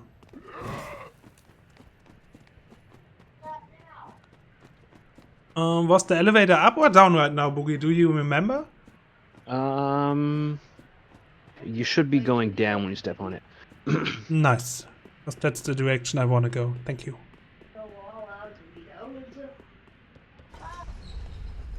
No, I'm not sure if I want to go down here without any flask. Well, there's a bonfire right after the Frost Knight. And I can just use door opening iframes. But I like the sword you get from this guy. I will fight him definitely. But for now, I'm gonna activate some iframes.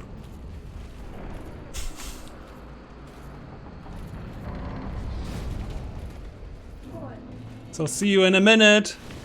When I can heal.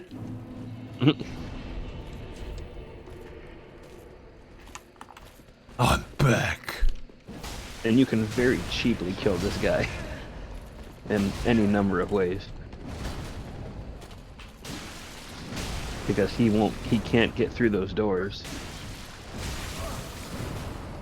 So if you're playing a pyromancer or sorcery build, or even a miracle build, you can just stand outside and toss spells at him until he dies. Amazing. What do I need from here? Yeah, I get my final weapon, the shield. Okay.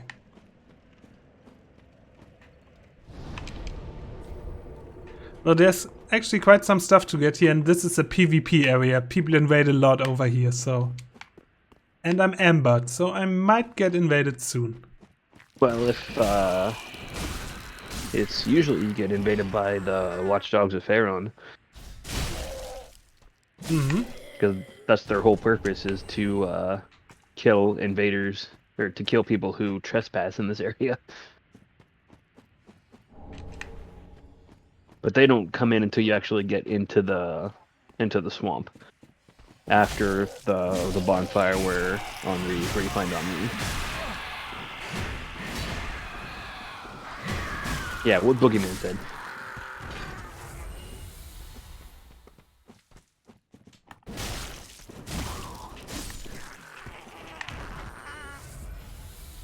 Oh, also, a pretty popular weapon that you can use to beat this game that I'm not gonna use this playthrough, but it's over here. I've beaten the game with it. It's a strong weapon. Butcher's knife. Yes. It's an amazing weapon. The first time I beat this game, that's the weapon I used.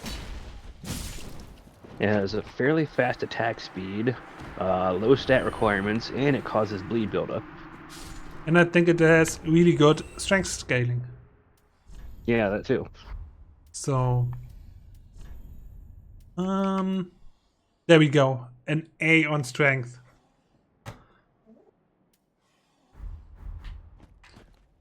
Which would work greatly for now. I'm pretty sure it will immediately make my stronger than this X. This is your X? What's your X's skill? Oh, D. Really? Yeah.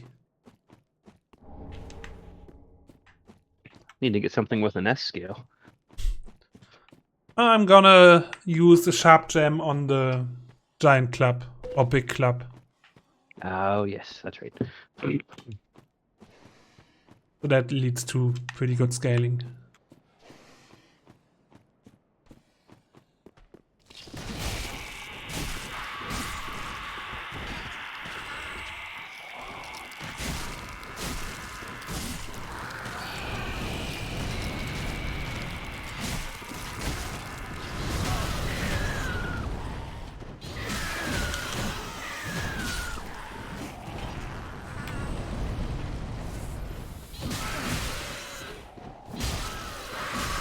Why am I even fighting them all? I don't need anything from them. Well, I hate them. So, please die. Thank you. Those the caster ones are easier to kill. Yeah. Oh, also there's a special dog here that's different to most dogs you encounter in this game. I will show him in a minute.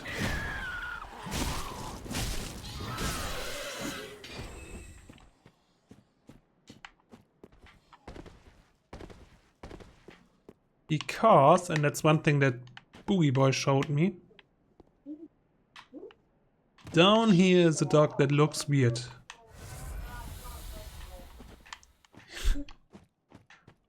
Yeah, Boogie farmed the scythe over here. So this dog has a pretty full stomach, which is pretty weird because this is the only dog that's like this. Usual dogs look like this, and then there's this one unique dog that looks like this. Why? I don't know. Boogie can explain. Please explain, Boogie. Why?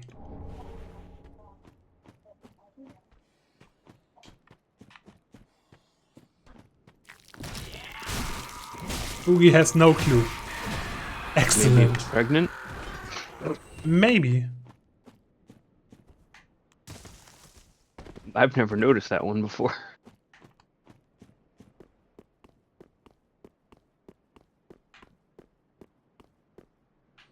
So this is also a side quest with those two that I don't care about, because it doesn't end happy anyways.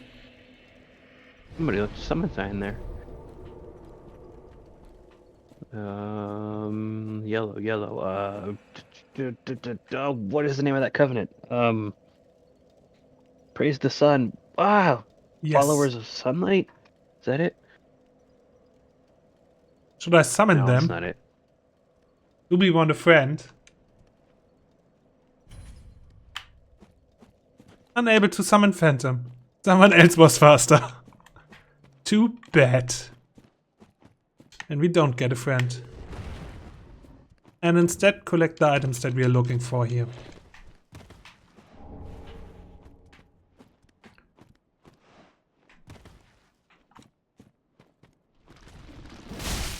This area and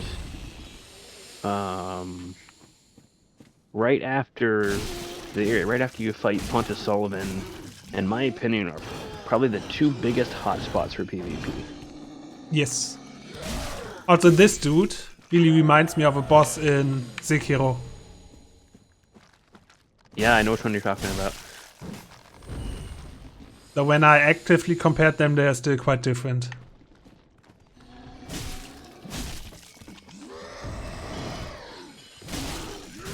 Also, the one in Sekiro killed me more times than I'm happy to admit. Even on my second and third playthrough.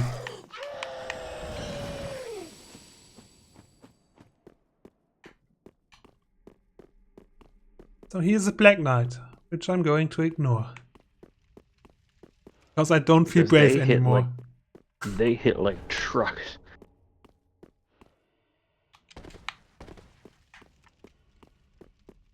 But happily, they are not really smart. And so I can grab the Farron Coal. And it always looks hilarious. Indeed.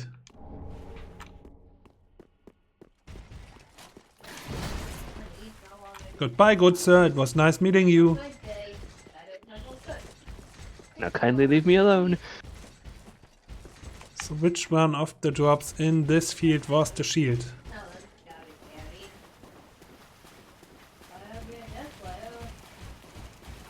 Oh, now I'm going to have Black Knight and crabs.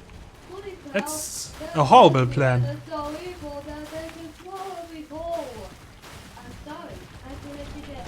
I'm in danger! You have looks like a serious case of crabs going on. Nice! And an invasion! I'm so screwed! I'm so dead! Might as well farm some items then, before they find me.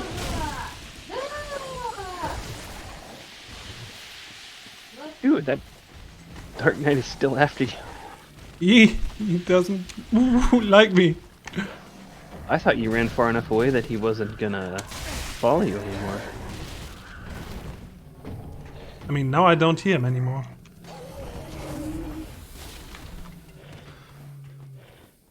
So here should be a bonfire. Can I at least light it? I know I cannot. Yeah, you can light it. the bonfire, but you can't rest at it. Oh, fair enough. So where's the invader dude? And we can do some PvP. I'm surprised that it was a yellow finger. Yeah, me too.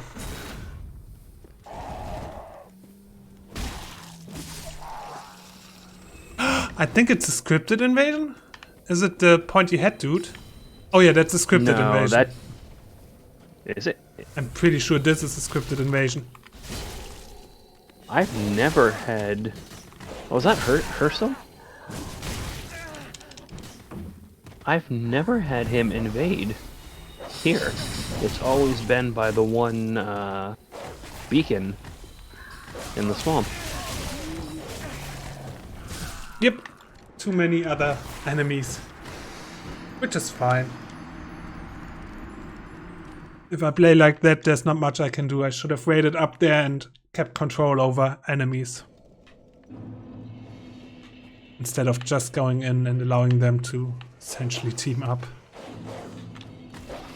I got the shield, I got the bonfire, I got the coal. And it's time for the Estus shard.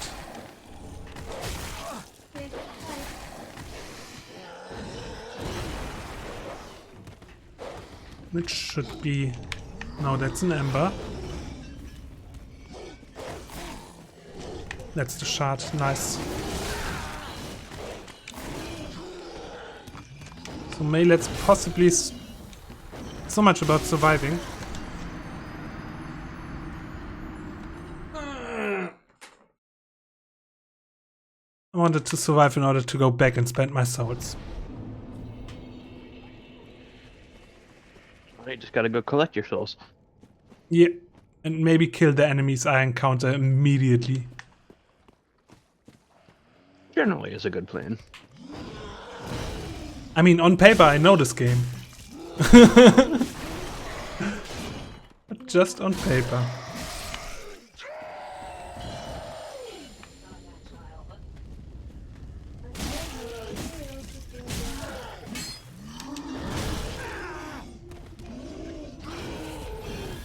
Oh, Boogie is raging about teleporting dogs again.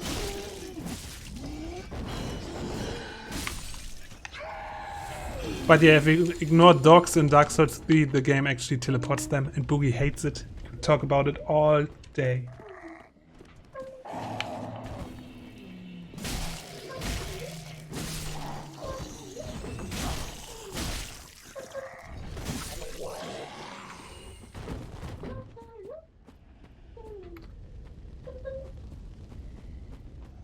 Wait a second, there's still the large club I want to get. That's over here. Upgrade collection. 10. So let's do that and lose all my souls.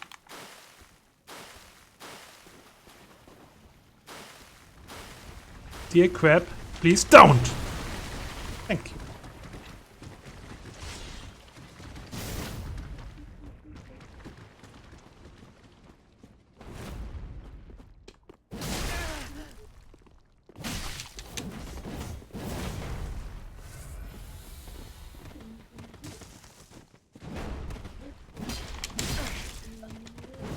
So this dude has the weapon I want.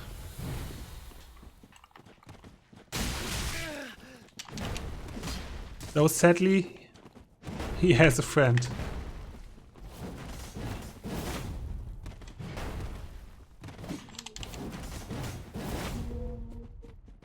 These guys both at the same time can be challenging. Yep. Though I don't think they can heal, so... Wait a second, this dude has a miracle that heals. But usually I kill him when he performs it. And today is not the usual time. You might want to consider going after the bonfire. Well, maybe not. Yeah, maybe you got this. Just R1 spam wins again!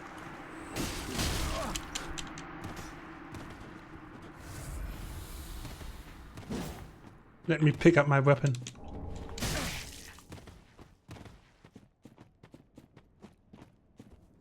Walk softly and carry a big stick.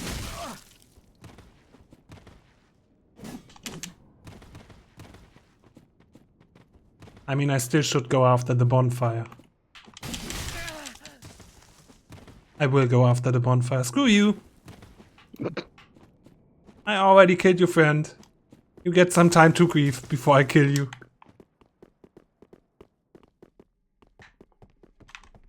Goodbye!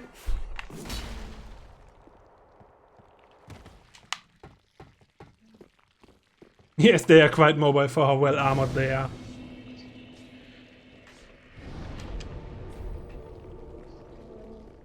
Go ahead of me and Ellie because she was not feeling well. Respect for not using leather cheese. Alright. Thank you, Boogie.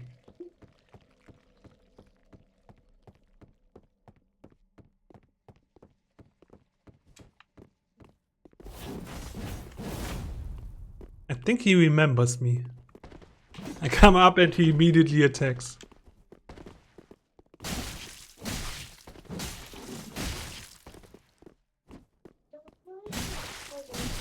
Goodbye, sir. So, Boogie, what about your respect?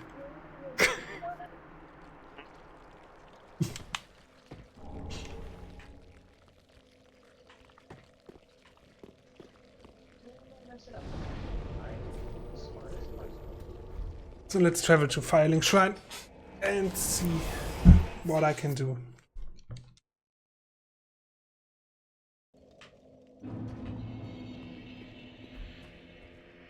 So first off, I'm gonna change weapons, and then I'm never gonna change them again, because this is my weapon of choice for this run. Ah, 'tis good, wasn't he?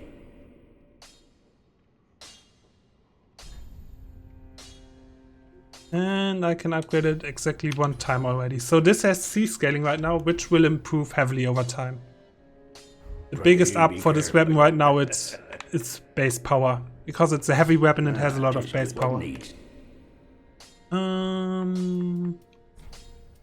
Reinforce Estus. Reinforce Estus. Give him coal. Fine, that priest.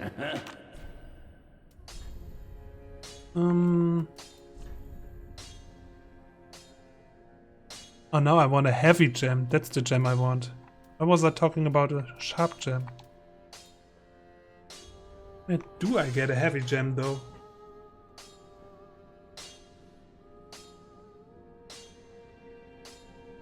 Would already be beneficial at this point. I didn't write down where I got the heavy gem. Boogie, can I get a heavy gem already? I mean, I'm opening the wiki already because I'm a noob like that. There we go.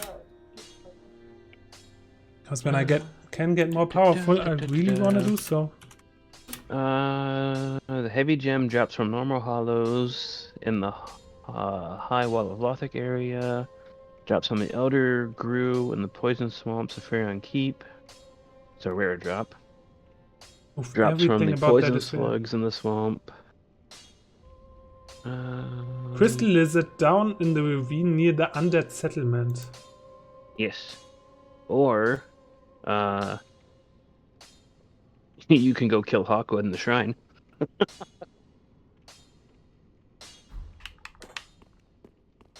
Who was Hawkwood? This dude here. He's the he sits on the stairs. Yeah, him. Hello, good sir. I'm gonna spend my souls real quick. Because I'm not brave anymore. Nowadays I'm smart. Man, I'm already close to soft cap for strength. Like, going with strength above 40 is pretty pointless. Because the game has caps where you have diminishing effects, and since I'm holding this weapon two-handed, I'm getting a 1.5 multiplier anyways, so putting my strength to 40 would mean 60, and that's the point where it really hard caps and you don't get any real benefits by going above that. I'm killing you. Fool, what in bloody hell is wrong with you? I'm a deserter, I know, but I've still plenty of fight in me. Not too sure about that. Give me your heart gem. Thank you. You will be remembered as my personal hero. Just wasn't he? I found something, and I need you to use it for me. I don't have enough souls. Pretty be careful. Which isn't a problem. Because we found more souls, and this is hopefully enough.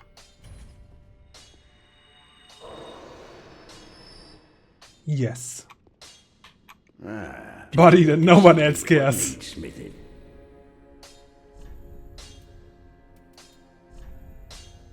And now I have an insanely strong weapon. Pretty be careful. Like, A scaling at this point is pretty intense. And I have an insane amount of strength. 34. That's insane damage for right now. So, burn an undead bone shard. I don't have any, which is fine. Oh man, I love one of my notes here. I'm gonna stick to that note. Time to slam the sage. Indeed.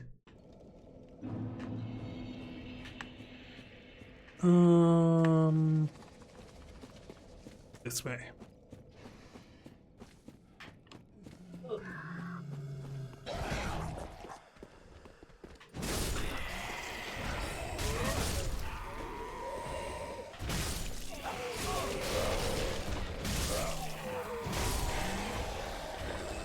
Also, to put into perspective how strong I am right now in terms of damage. Right now my damage is fine for the dancer. I just die too easily. But my damage is fine.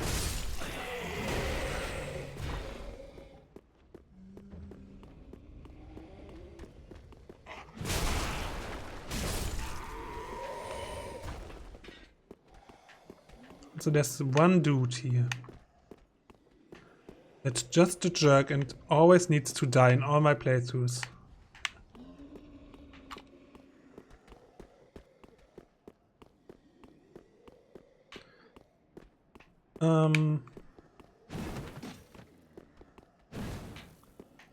Oh, there's no hidden wall. Because this dude is a sorcerer that would teach you sorcery if you are clever enough. Well, let's see what he has to say. unexpected. I don't often have visitors. What do you want? Not actually what it calls it. This is my study that you've happened upon. If you haven't any business, I've reading to get back to. How intriguing. You'd better not. Sorcery is not for everyone, and should never be. You have your own methods. Yeah, your intelligence let it needs bother to you. be Be on like your way, at then. least 12, I think, You're unkindled. before he'll come to the shrine. Yep. And since he hasn't been nice about telling me that I'm dumb, What's the meaning of this? I have to murder him. To kill him. Then we're through and done. Enjoy your long sleep. Yes, I'm not the nicest kind of Dark Souls player. I mean, he is kind of a jerk. Let's be Also, honest. now I have his ashes that I can give to the maiden, and then she sells the items he would have sold me. So there's a reason to kill him. I don't need any of his items, but I can pretend there was a reason.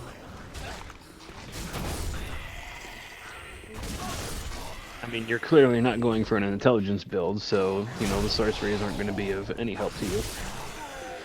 Yep.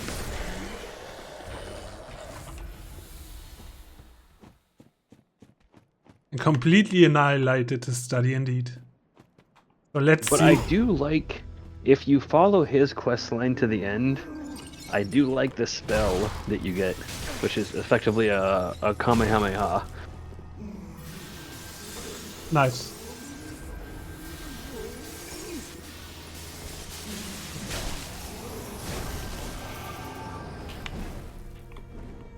The most impractical spells for PvP, but it works fairly well on most NPCs.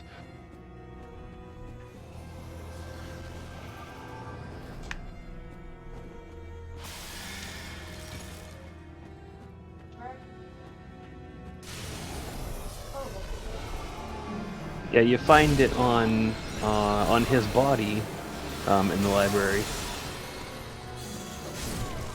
Man, I have no defense at all. Oof. Yeah, I should start investing stuff into defense.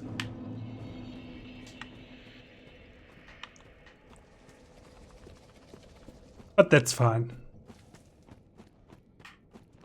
Like I said, I've reached the point of insane damage already.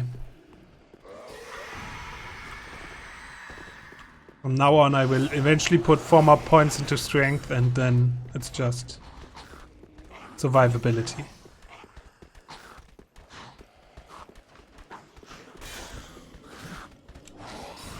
You can start putting points into health and stamina. Yep.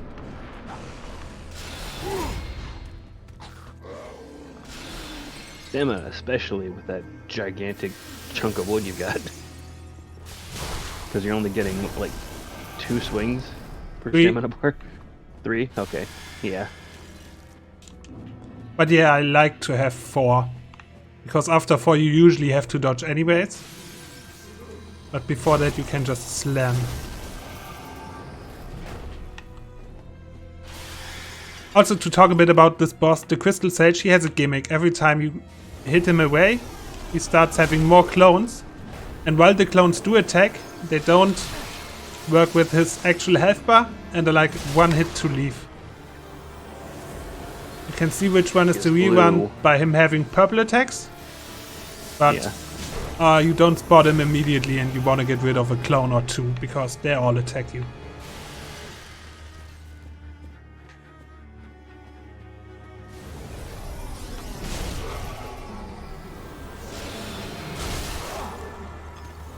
Like here I've killed already 2 clones before I spotted the real one, so now I have an easier time getting to him.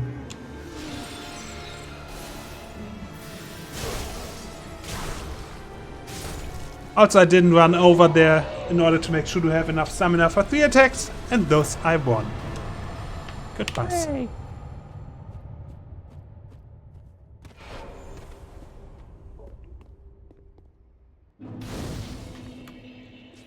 Did I forget anything? Nope. He can't teleport if he has the soul mass out. Didn't know that, but that actually makes kinda sense.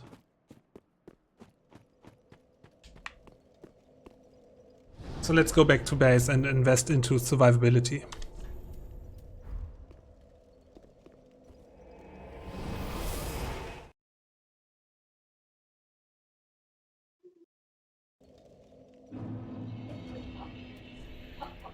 Let's pop some souls.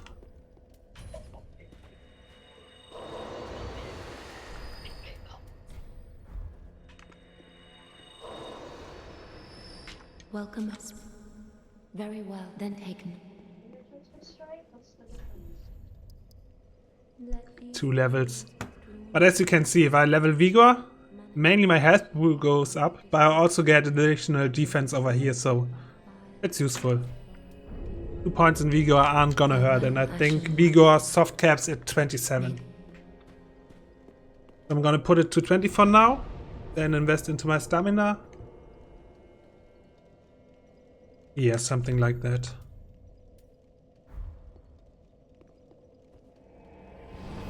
Something like that.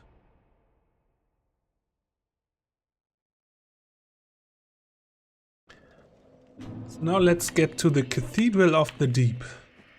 A place where one of my favorite bosses on my first playthrough lives. Actually, really.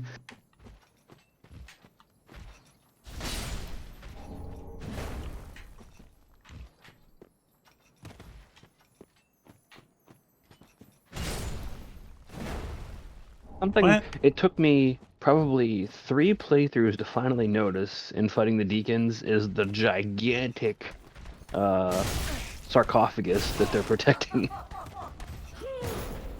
I never realized that that's what that was. Nice. Like, that's where Aldrich was sleeping. Oh, oh. Oh, lucky stagger. Because R1 spam wins again. I don't deserve to be punished for R1 spam. Ever. So my notes talk about ash near bonfire. It should be that ash over there, and then we go to page 2 of my notes.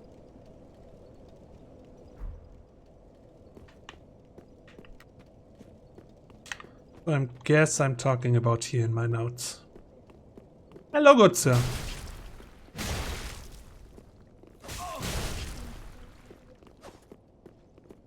Please don't fight back, I don't have a lot of stamina.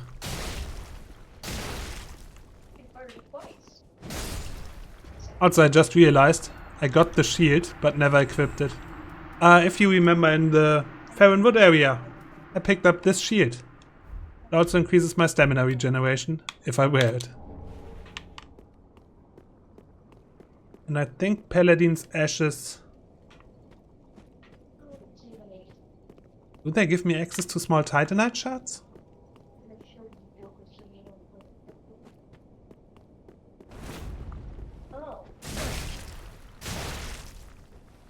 I'm actually not sure.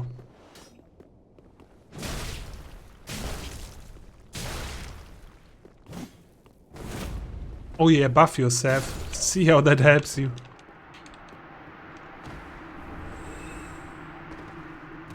How are the souls doing? We're doing really good actually. I'm being a bit slower than I planned because I derp a lot, but it's fun. It's really going well.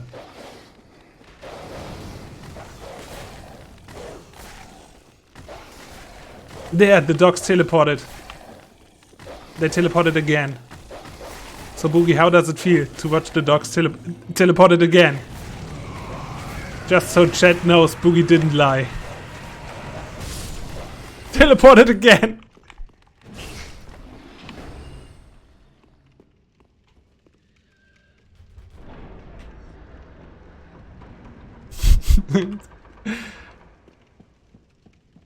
Also, here's a guy we're gonna talk to another day. Just keep him in mind. We could talk to him today, but we won't.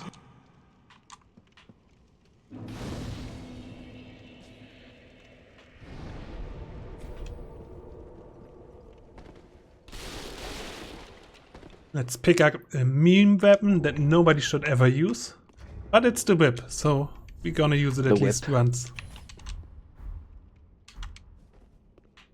Massive bleed damage. But yeah, I don't use it.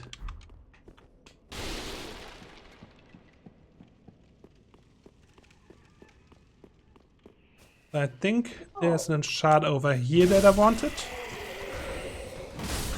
Man, I hit like a truck. Yep.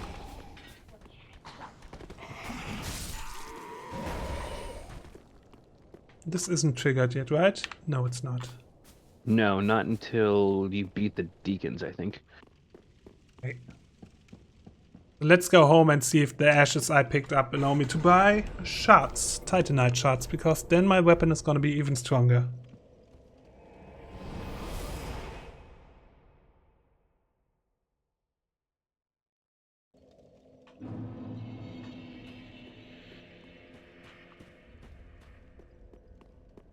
Let's speak to the handmaiden.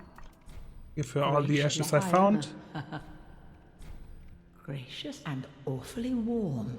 And awfully warm. I wonder why the I'm sure. sorcery dude's ash is still warm. What a mystery. I don't get small titanite shards from that. So why is it on my list of items to pick up? Ashen one. For no reason. How sad. Well, Welcome. time to level up. Very well then taken. This time I will go for endurance. Manifestation. Yes. Farewell, Ashen One.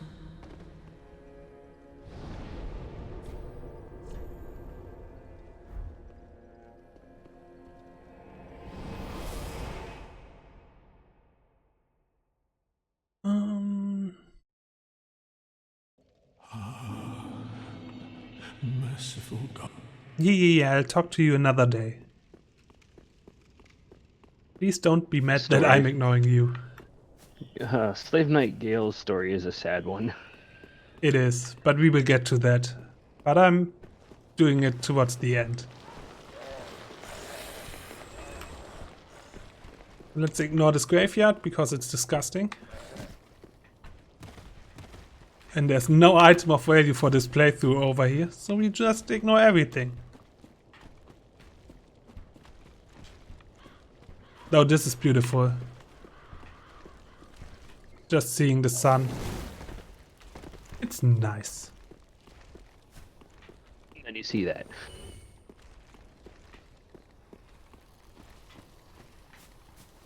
Also, there's a white tree over here. And do you guys remember what that means? That means we have a friend.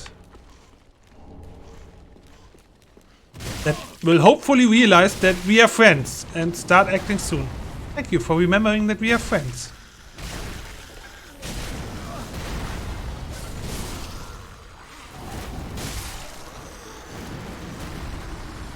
I'm dead.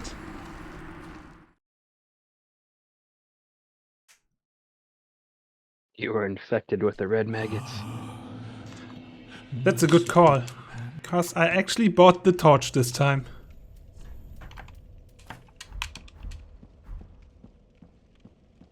I'll explain the torch when we get to it.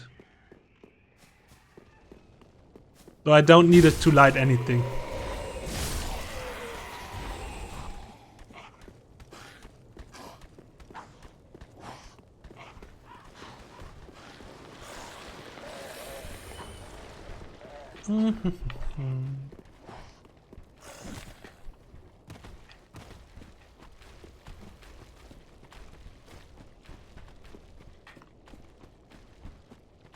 So here's the nice view.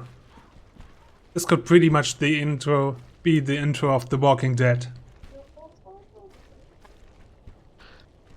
Hi, I'm Rick Grimes. I'm a character that has gone through the same arc in 5 different seasons. It goes like this. I love someone, I protect someone, I lose someone, I'm evil. I love someone again, I'm nice again, I still love them, I lose them, I'm evil. Repeat. Rick Grimes and The Walking Dead.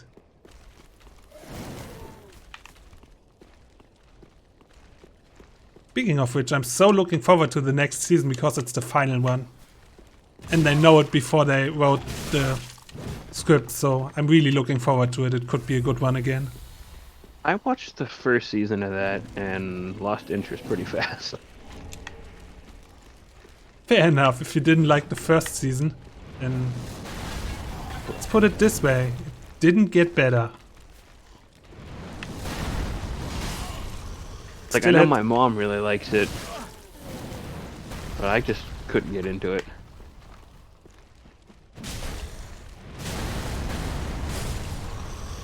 Okay, you guys just saw me taking out the torch for a second. Those guys can infect me with worms that will pretty much walk over my body until enough time has passed, or I get in contact with any fire.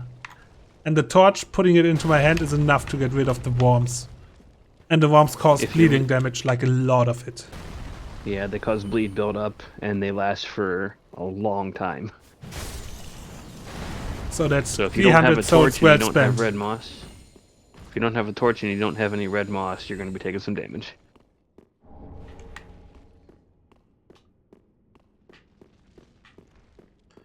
So let's open this shortcut.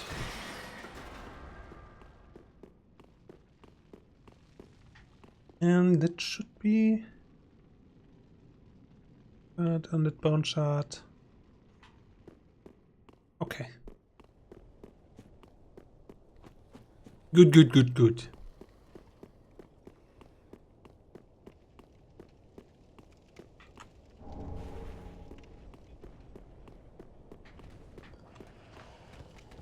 So here I can pretty much ignore everything again. But I think I shouldn't. Actually, what I'm doing is stupid. Because they will catch up with me later on. So let's clear some enemies. And possibly not ignore the suicide dude.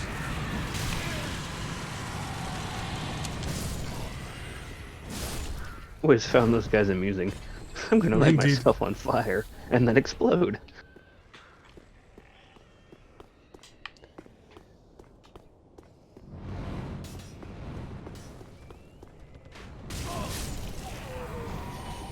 So let's kill those dudes here one by one.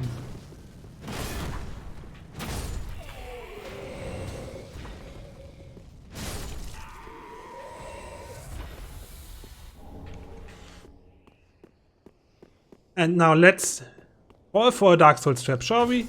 No, we shouldn't. Because Dark Souls likes to hide enemies out of your sight and then they drop down on you, usually behind you.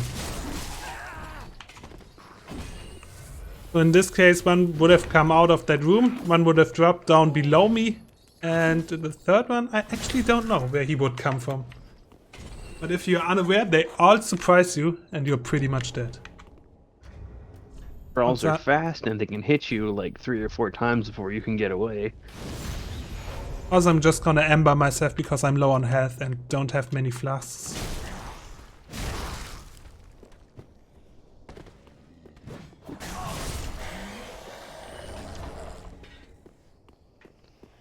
I think I haven't killed all of them yet, did I?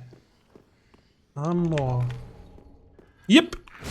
Screw you! Half my health gone.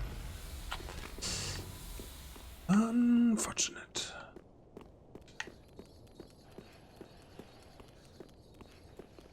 See what I mean? This little...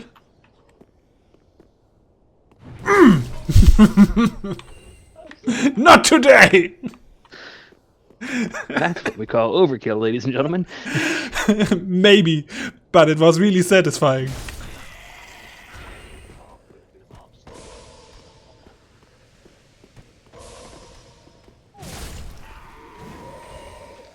And I can't use flasks for a moment. Well, whatever.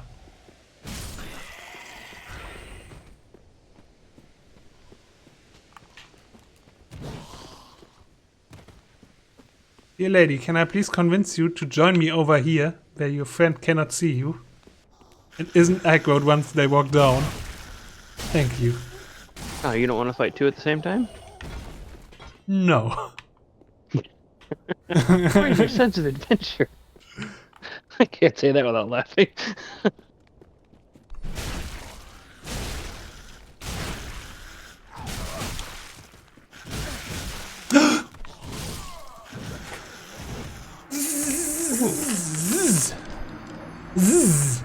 Oh no!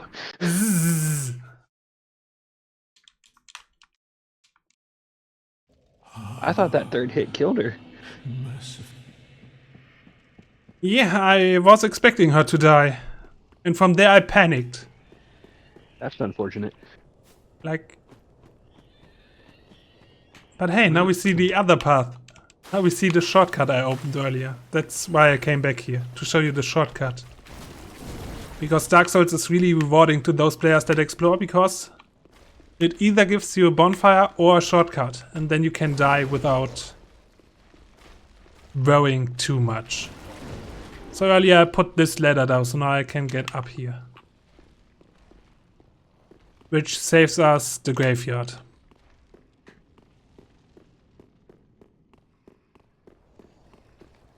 We could ignore her by waiting till she leaves, or we could just murder her. Oh, I guess my weapon buff ran out, and so I killed the first in 3 strikes, but not the second. At least that would make sense.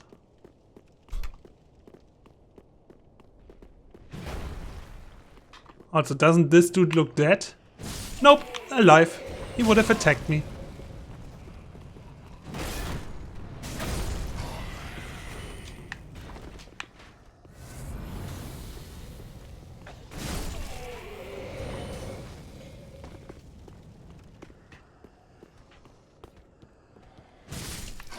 He would have also attacked me later.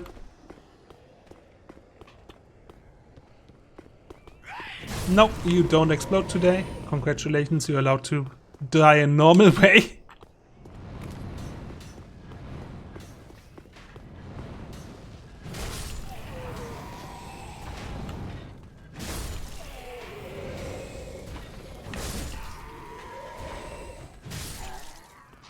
On my most current playthrough of this, I got annoyed with this area, so I decided just to run through everything. Yes. And I was very thankful for the invincibility frames when you open the doors into the cathedral. Oh, yes. Because I had both of those ladies with their twin swords after me, giant skeleton with his halberd, and 2 or 3 of the guys that are hanging out around the doors of the cathedral, like all attacking at the same time. Still not quite sure how I got through that without dying. You're just a master.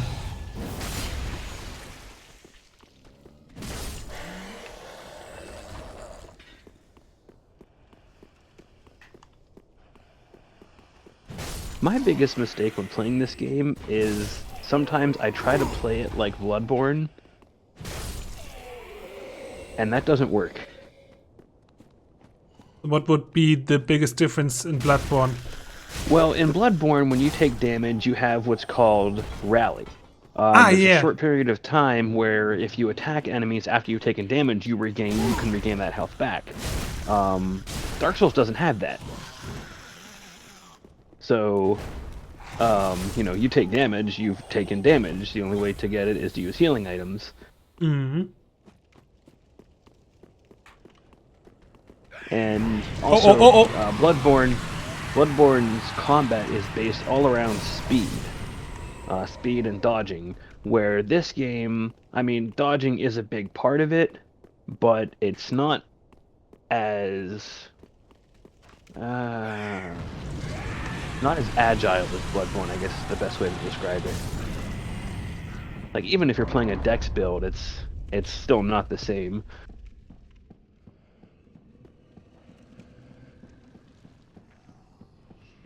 Like, I would personally love to see a crossover of Bloodborne and Dark Souls in kind of like a PvP setting to see which players would come out on top, Bloodborne players or Dark Souls players. Mm-hmm. But the combat mechanics, while similar in some ways, are vastly different in other ways. So I don't know how that would play out.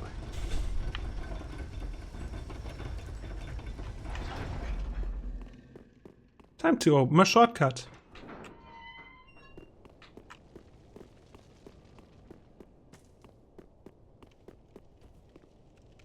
Hey, Dad. They're perfected guardians with blood things.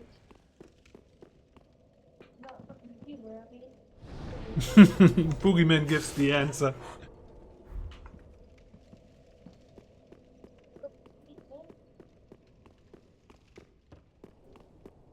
I mean, I don't know if that's true.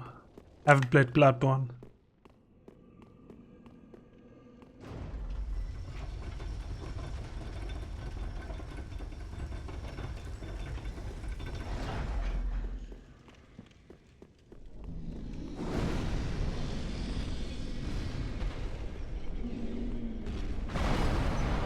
Well, the R1 parry would be anathema to, the hunter's fast flurry of attacks, but at the same time, the hunter's ability to dodge in the way that hunters do and skirt around enemies would make for excellent, like, hit and run kind of tactics.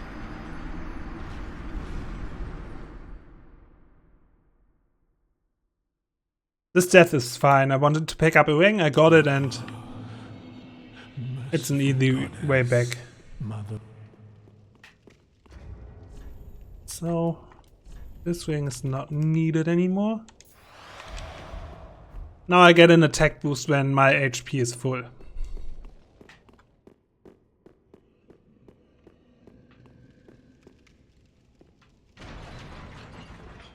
Which should be my goal anyways, because I'm not brave enough to play the red Tearstone ring. Aw, why not? Because I'm scared.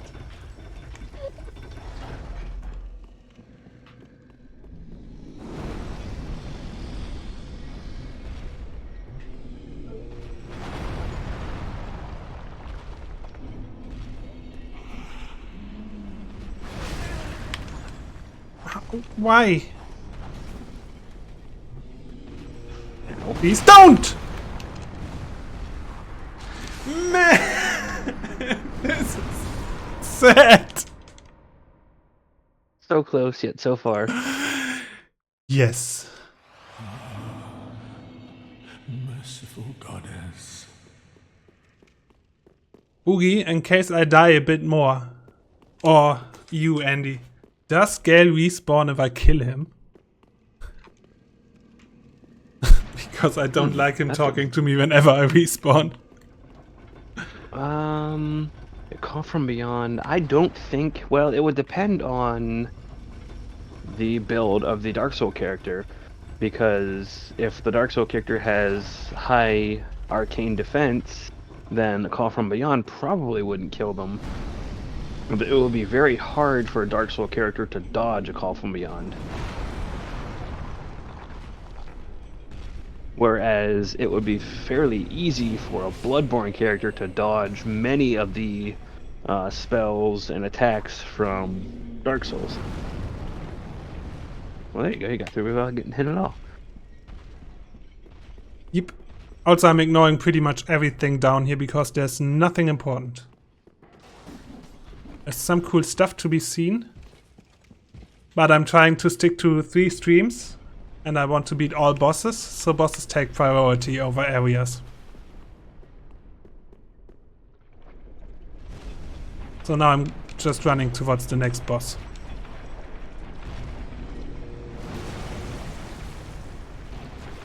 Which is a pretty cool design.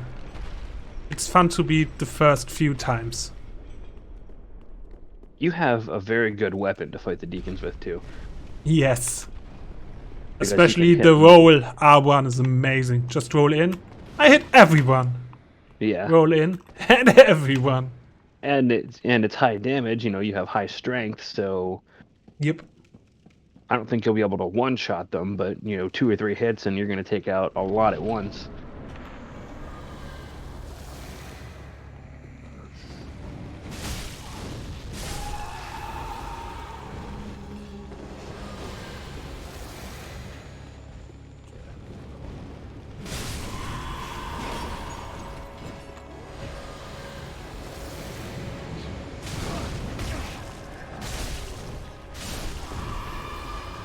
I do like the mechanic of the first part of this fight, how the soul keeps going to a different one. Yeah, it's really cool. until the Archdeacon finally rises.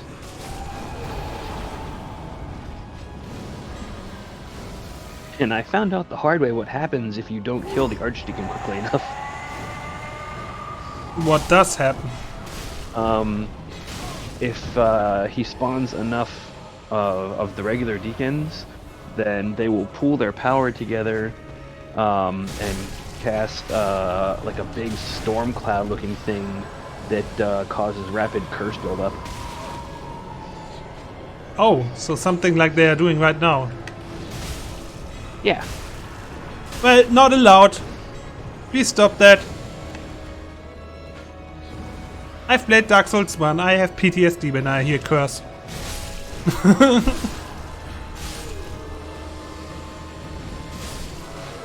And I won. Like the one time where it's mandatory for you to get cursed. Was it mandatory to get cursed? The first time you encounter Seath the Scaleless. Oh. You Well, can't homeward hurt bone. him. You can't even hit him. Indeed.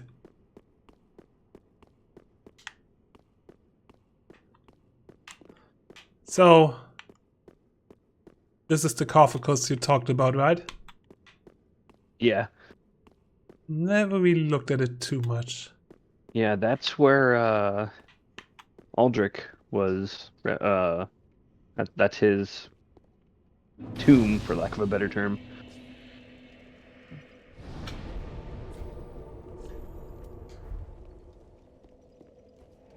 And the only thing you find inside the tomb is a little doll. Wait a second, I have to side quest. Yeah, it's side quest time. Welcome. Well, I'm gonna spend my souls on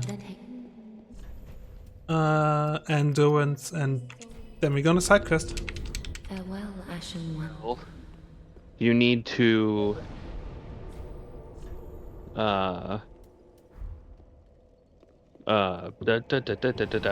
patches. Yes, the good dude Patches.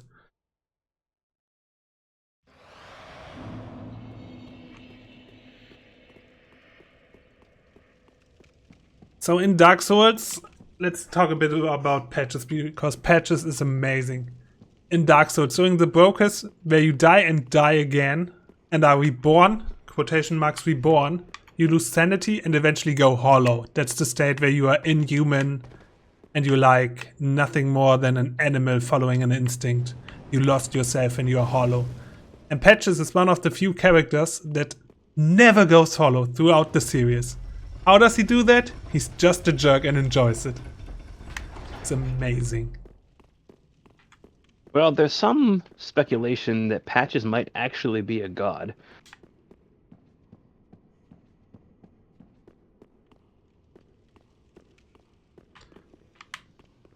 I don't remember the particulars on that, but I mean, he literally survives from the beginning to the end of the world. It spans all 3 Dark Souls games. Actually, no, he's in Demon Souls as well. So, yeah, he's been around for a long time.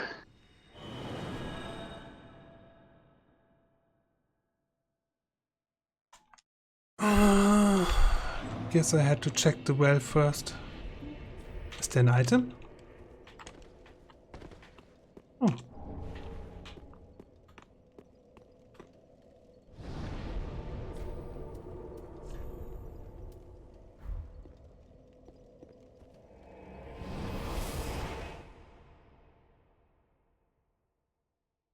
But I didn't miss Siegfried anywhere, did I?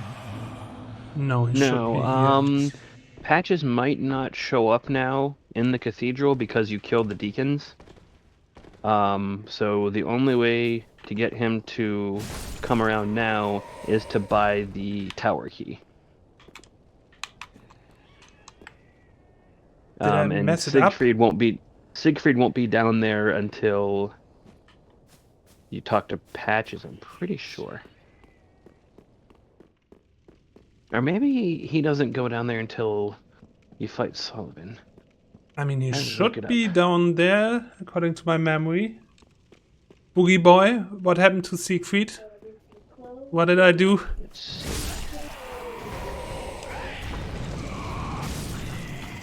saving him from You must open the big double doors across from Rosaria's bedchamber bonfire leading out to the graveyard. He's dead. Reload the area. Oh no, that's for patches.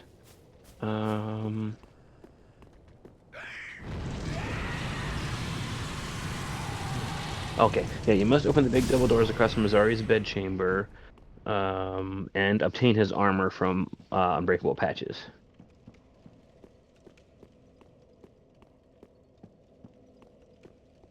Wait, what double door do I have to open? Sorry. The big double doors, which I think you already opened. You just opened.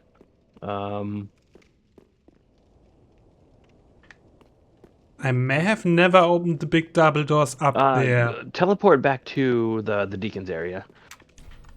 Yeah, okay. Also, I know what big door you mean, I think. So let's get there.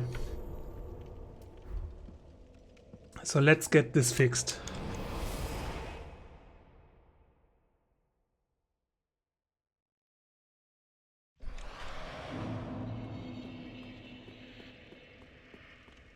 Also, this stream had more hiccups than I expected. I was hoping to do Pontiff in the first stream. This is not gonna happen anymore. But it's really enjoyable, all the hiccups. It's fun. Yeah, you ride the elevator up. Yep. But first I'm gonna bring it down. Generally, oh, hello. Idea, so you don't fall into the abyss.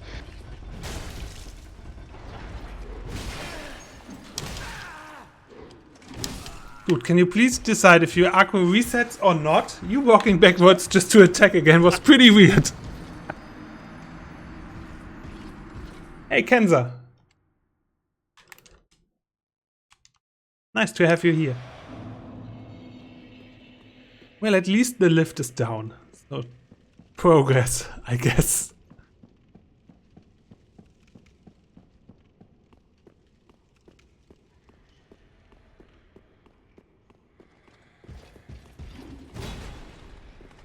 You will head out. I'm only going until like 10 PM. So you could as well just stay. It's like 15 more minutes. 10 PM European time. So that's I'm gonna say 4 10 p.m. for EST. me is in 6 hours. Yeah, like yeah, you're it's- gonna run this for 6 more hours. No. Yeah, those doors there. Yep. So that's my hiccup. Now, patches might show up now. I don't know if killing the deacons first prevents him from showing up here. Oh, hello, good sir. Oh, there you go. So this is Patches. I don't have much time to lose on him. I just told the story already, so... Godspeed. I knew something was wrong. Well, now it's my turn. There, his name is even Unbreakable Patches in this game. That's amazing. What in hell? He even shows up in Bloodborne, Is he... although in spider form. Yeah.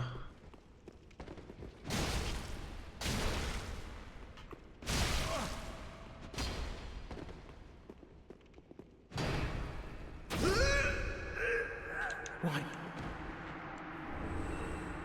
Also, for those curious, I'm not going over there now, but if you go over this path, back there in the back, there's a lady where you can re-skill your character, like fully reset and say, hey, I don't want to be strength anymore, now I'm Dex. But you need pale tongues in order Yeah. to do that. Whip best cutscene. Ah, Poogie. Nobody got time for that. I like if you kill the giant before that cutscene, the Patches gets mad after the after he lowers the walkway. It's amazing.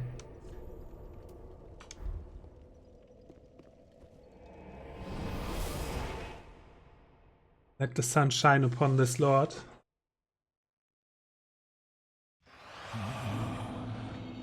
Merciful.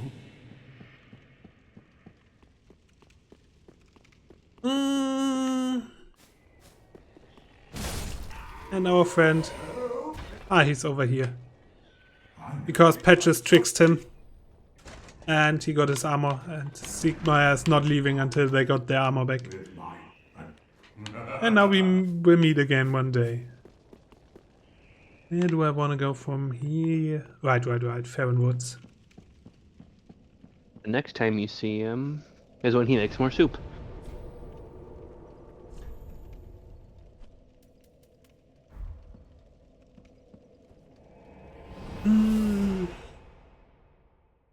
Which is probably the easiest place to forget him. Because I tend to forget that he shows up there before going into the prison place. I can't think of names today. Ethereal Dungeon. So there is an Estus shard somewhere close. Right According there. to my notes, here it is. Nice notes, OP. So this area is pretty annoying if you don't know it, because you will wander around a lot, getting to the same place multiple times. And it happens to pretty much everyone on their first playthrough. Yeah.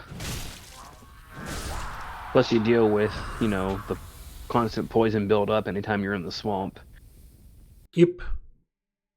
And your goal is to extinguish the 3 big flames so a path opens.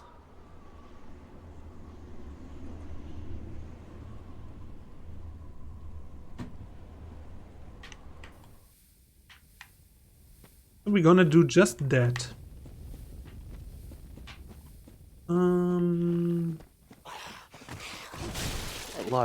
A lot of good items in the swamp, though. If you have the items, you know, to not die from poison and whatnot. Yeah. But I'm gonna go with the basics, like the shards, and then I'm done here. I don't need any more than that. But there's a lot of cool stuff. Sorceries, I think. There's a really good sorcery item, the Crown of Dust. At least I think it appears in the swamp. That's like a go-to for any magic build. But it comes with a price. While it raises your, you know, magical attack, it also lowers your magical defenses considerably.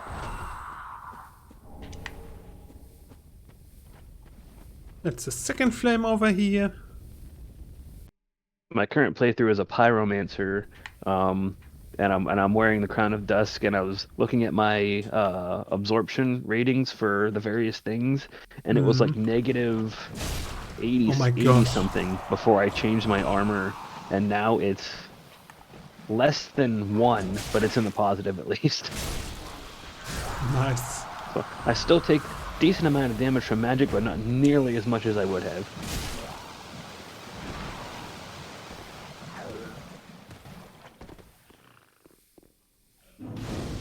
Quickly grab this I'm working bonfire.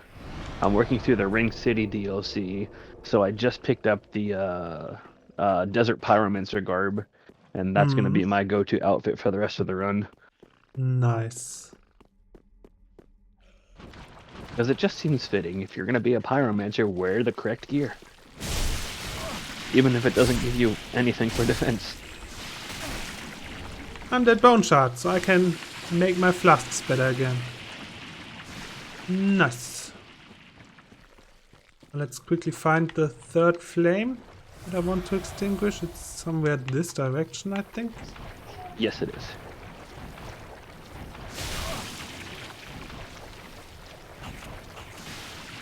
I mean, this is the wrong direction, but I see Estus over there. So I may as well just drink it.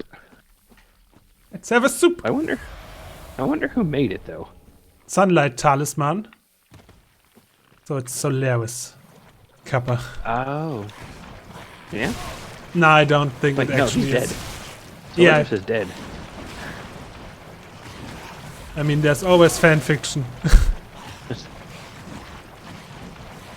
I mean, I know he's a fan favorite character, but he died in DS1, so... Screw me, I took a wrong turn, I don't know. There it is. I'm still right. Nice.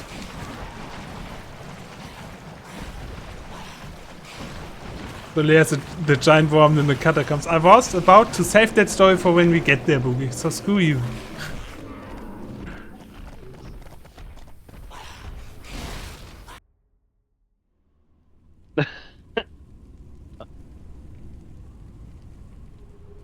This is your story.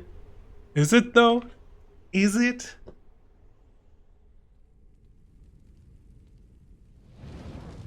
No.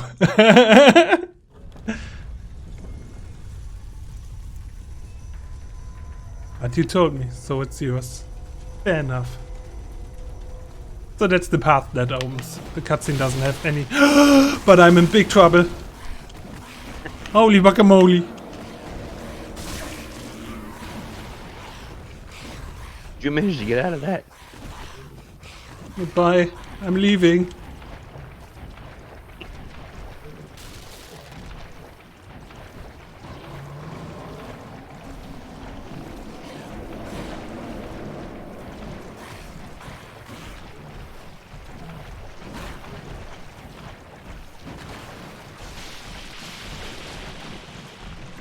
So I think the final boss for today is gonna be the Abyss Watchers, and then I call it a day. It's still pretty good progress for day 1 of the run. But first, I maybe at the wrong wall. How do I still get lost around here? I mean, I now know where I am, and I know that I got super lost. How did I get this lost? That I get to this dude?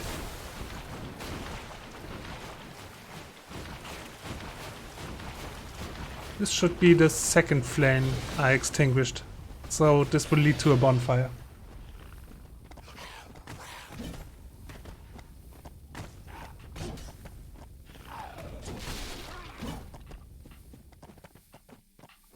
Actually, it was the first I extinguished.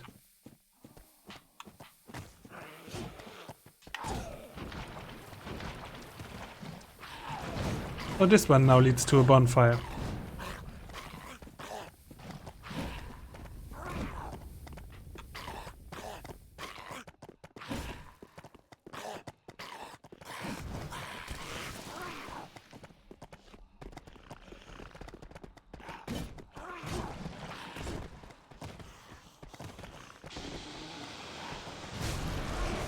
How was I able to rest? I mean, I take it, but how?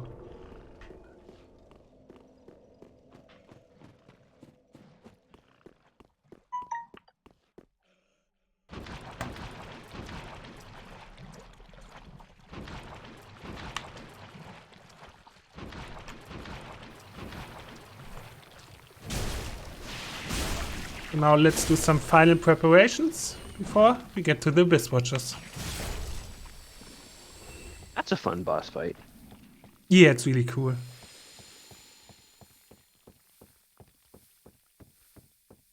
Are you gonna go fight the stray demon? Yes. To me, it's a boss. I know it doesn't have the explicit... Then I like the pyromancy that you get from its soul.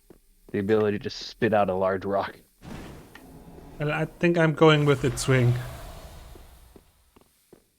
Unless I'm mistaken about the ring it gives.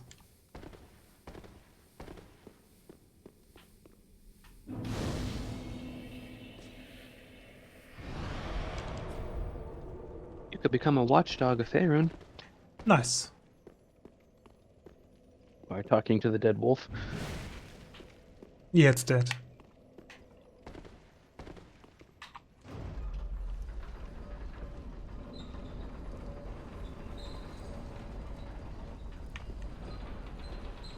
But yeah, Stray Demon up here is pretty much a boss to me. Even though it doesn't have the usual boss bar. Speaking of wolves, there's been one time in all of my playthroughs for the various Soulsborne games that that a Soulsborne game almost made me cry. and it was playing Dark Souls 1. I had played through the DLC, Autorius of the Abyss, or whatever it's called. If you play through that before you fight Sif, Yes. and you save Sif in the DLC, Sif will recognize you at the beginning. Well, you know, the cutscene when Sif jumps over the tombstone to confront you. And then howl, like he'll sniff you, recognize you, remember you, then howl at the sky because Sif doesn't want to have to fight you, but at the same time knows that he has to defend the ring. And so I went through that fight, and I got to the point where I did enough damage to Sif that Sif starts limping around and can't really do much in the fight anymore. But he refuses to give up, so I just kept backing off because for the longest time, I was like, I can't kill this wolf. It's like, I love this wolf so much, I can't kill him. When I watch people play Dark Souls for the very first time, I usually don't spoiler much.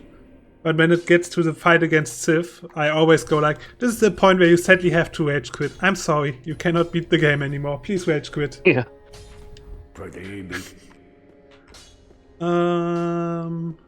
What else was my plan? Oh yeah. Yeah, Sif knows that you can't go into the abyss without the ring. So, if you've gone through the DLC, then Sif is trying to prevent you from becoming like Artorias. Ashen 1. How many small titanite shards do I have? 2. I already upgraded +1, so that's 4, 8, 12, -2, I need 10. Dear lady, please sell me 10. Because I need to be OP against the Abyss Watchers. Ashen. Just wasn't.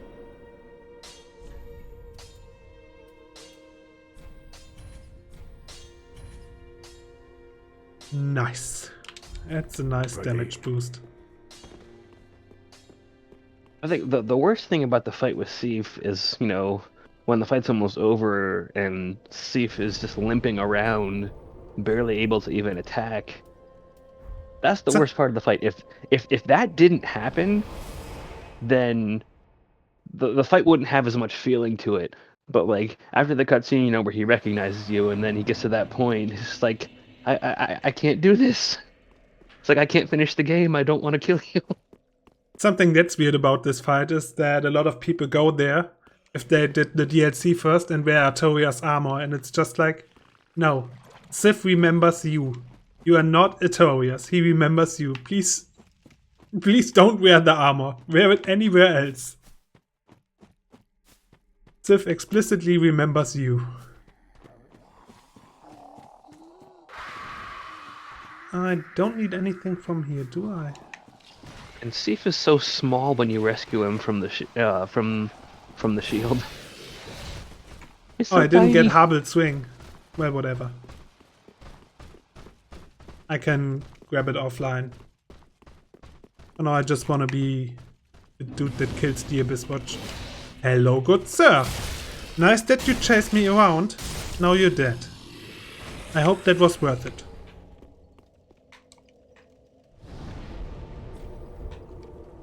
But yeah, why we're... It's possible to farm pale tongues from those guys.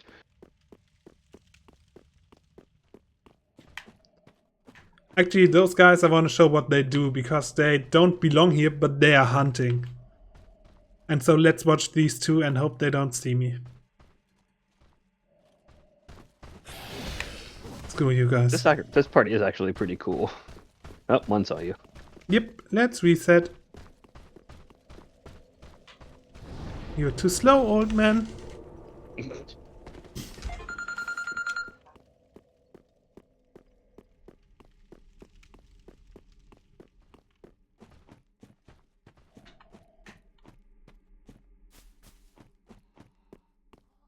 So I will just clean out those over here because the other two have to walk up anyways for a moment.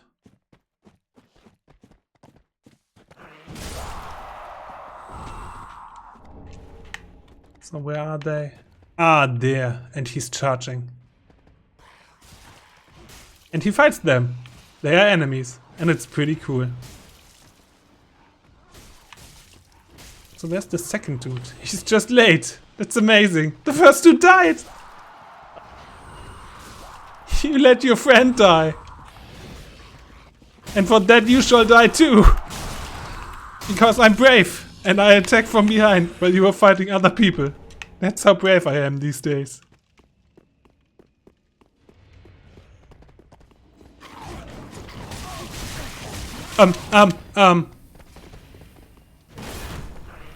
Please don't kill me. I thought you guys were weak. Well, singularly they are. Together, not so much. Please adjust your skill to my expectations. Thank you.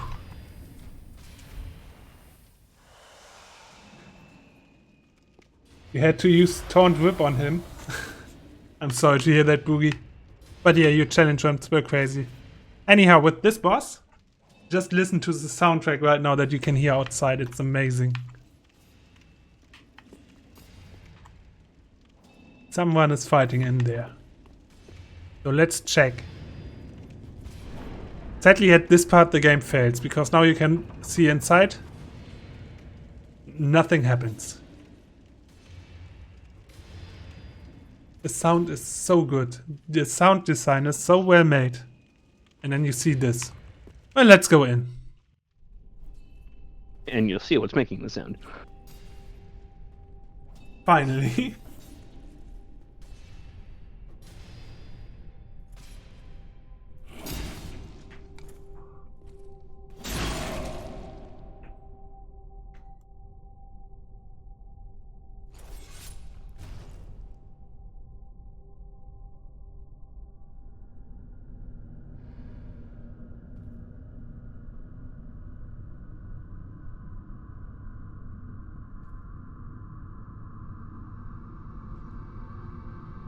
That armor and the weapons that he's using are very Bloodborne-esque. Nice.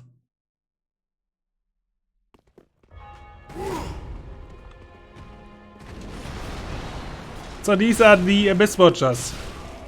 They are taking look over the world so the Abyss doesn't run wild in the world.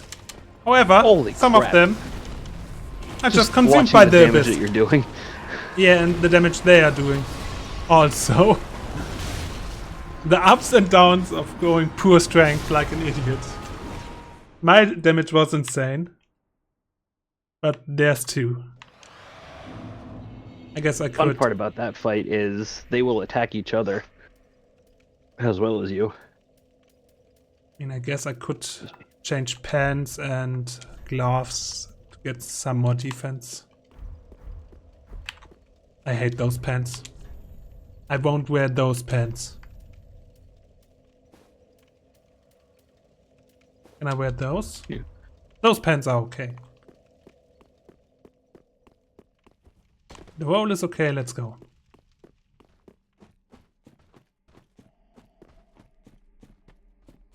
Because fashion souls.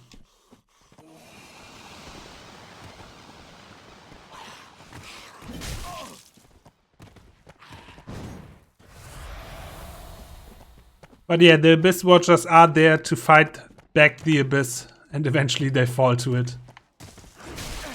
And have to fight each other, which we may see.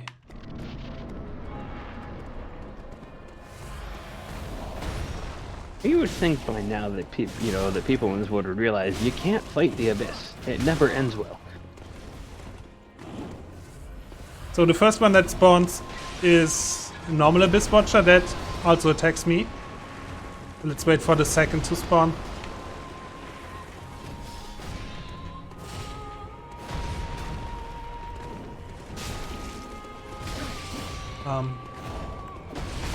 Dear second Abyss Watcher, please spawn.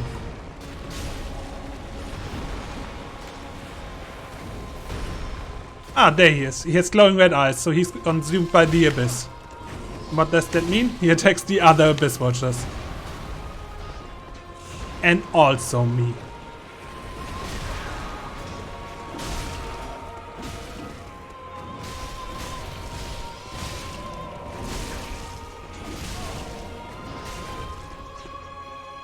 And I win. So So let's watch this cutscene where the boss totally dies.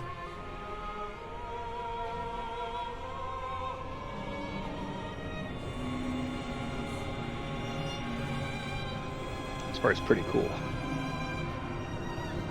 Indeed.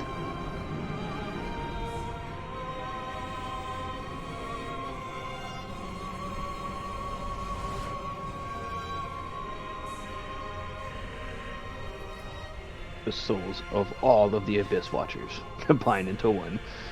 And now he's ambered. Pretty cool. And angry. And fiery.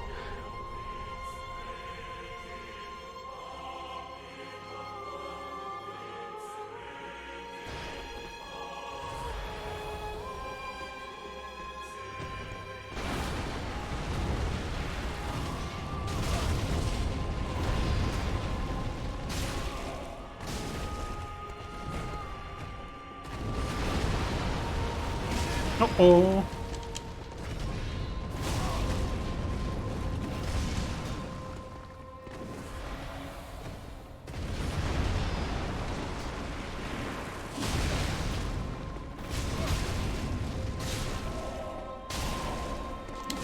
No!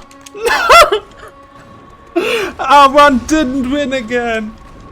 It didn't win. So close. Oh, wow. If you sneezed on him hard enough, he would have died. R1 didn't win. That's why we can't have nice things.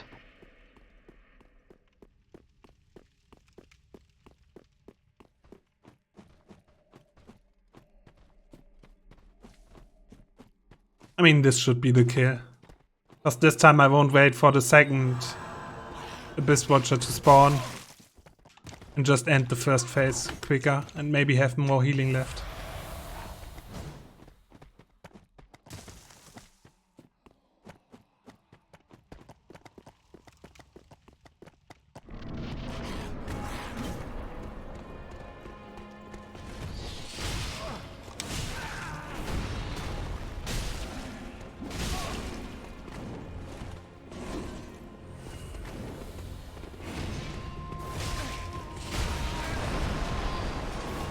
Man, I really wish I had any pose.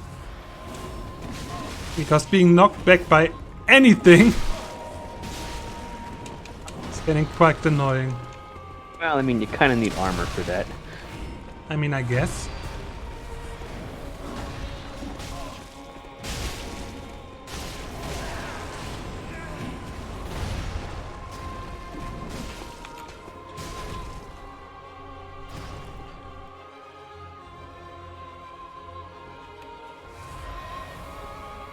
So I think I have one more flask than last time.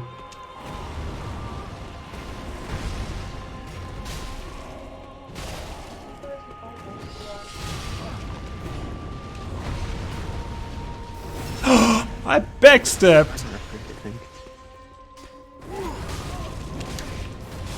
I was so happy about the backstab, I died. I'm so happy I died.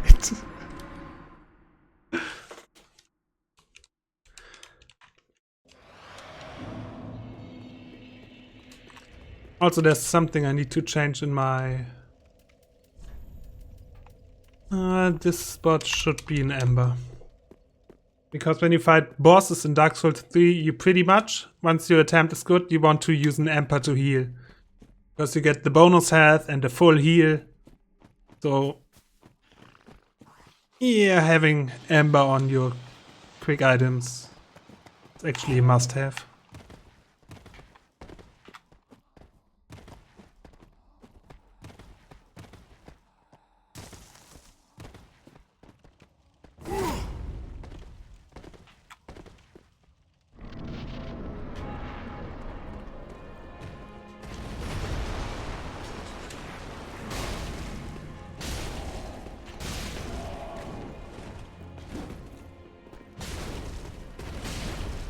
So what about killing phase 1 without taking any damage?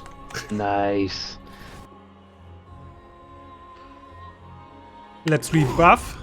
And now let's do phase 2. Without any damage, right? Indeed.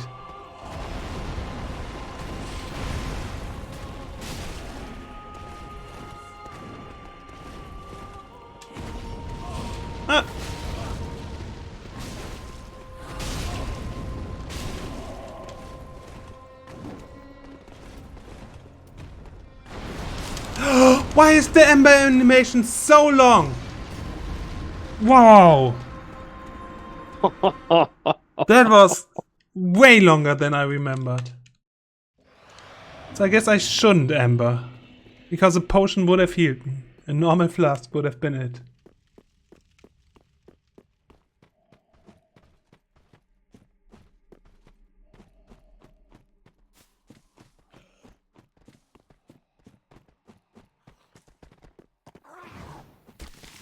You got this. Yeah, I'm sure of it.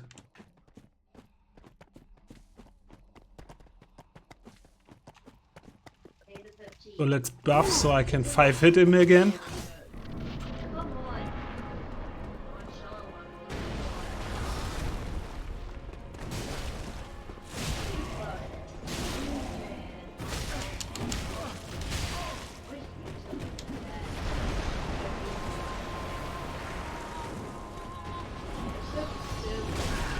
Wow, I rolled straight into that.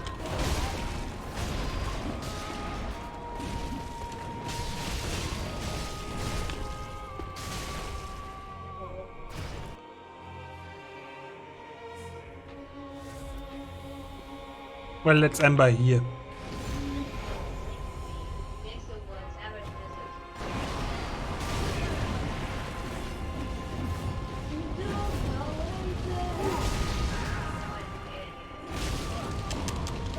Can I not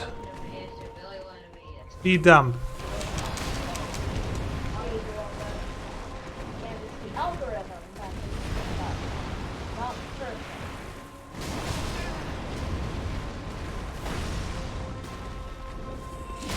Problem with having a heavy weapon in this fight is he's so fast and bouncy.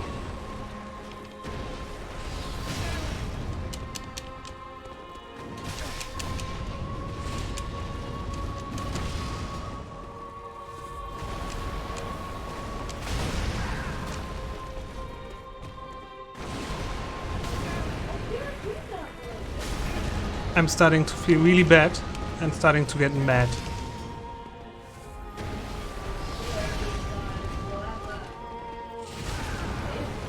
Wow, that was horrible.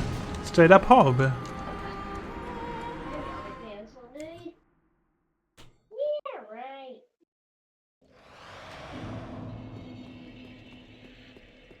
So this is the urn.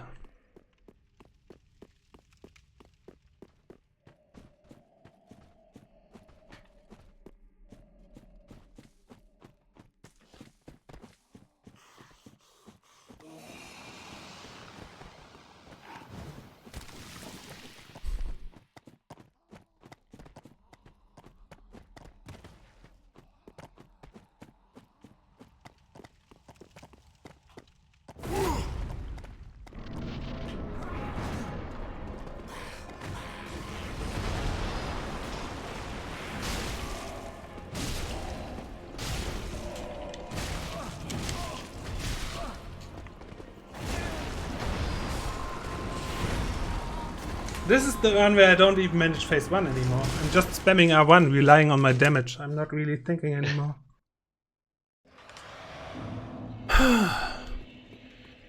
I give it 2 more tries, otherwise I quit without beating the boss. Because I still have other things to do. Sadly.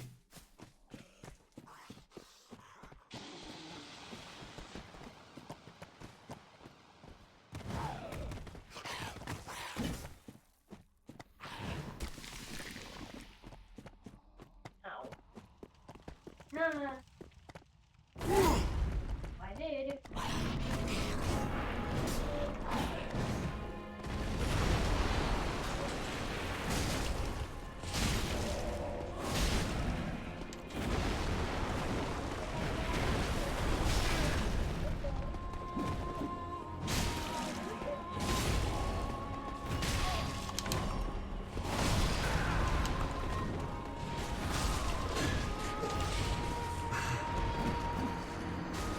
Oh.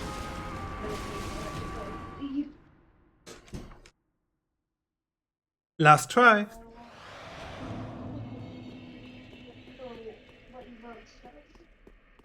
I wanted too much. I didn't expect him to jump away every single time I agreed for the last attack. That's fine as well, Eddie. I mean, I could actually really look for free windows that are safe hits indeed. And also stop rolling away to dodge. I just always roll into him. I wish something was dead, even if So I'll do exactly that now.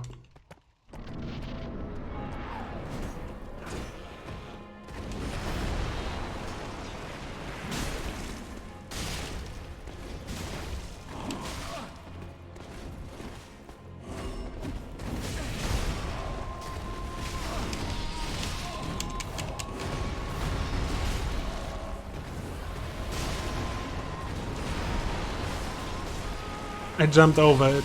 Amazing. And I spam R1. No, I can't go out like that. Now it's the final try.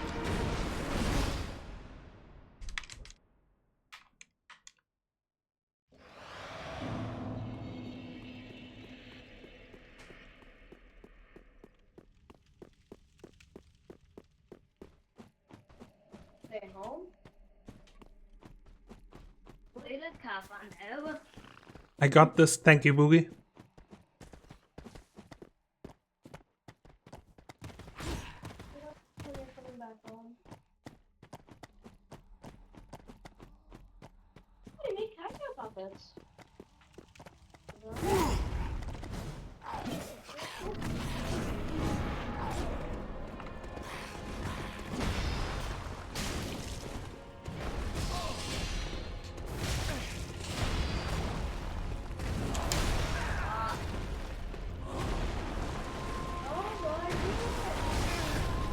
I did done roll. Weird.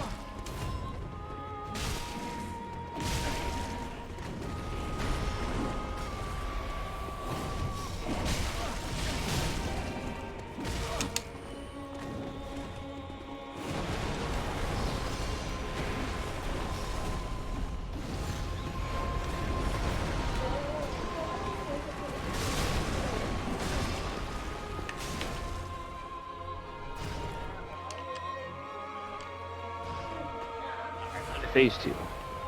Yep.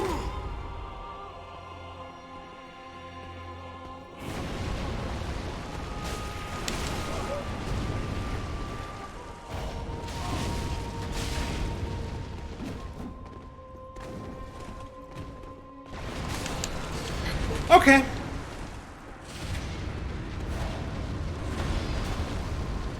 I think it's also pretty much the point where I've played for 3 hours straight and I'm just bad at it now, so I thank you all for watching. I had a lot of fun and I especially want to thank you, Andy, for joining me.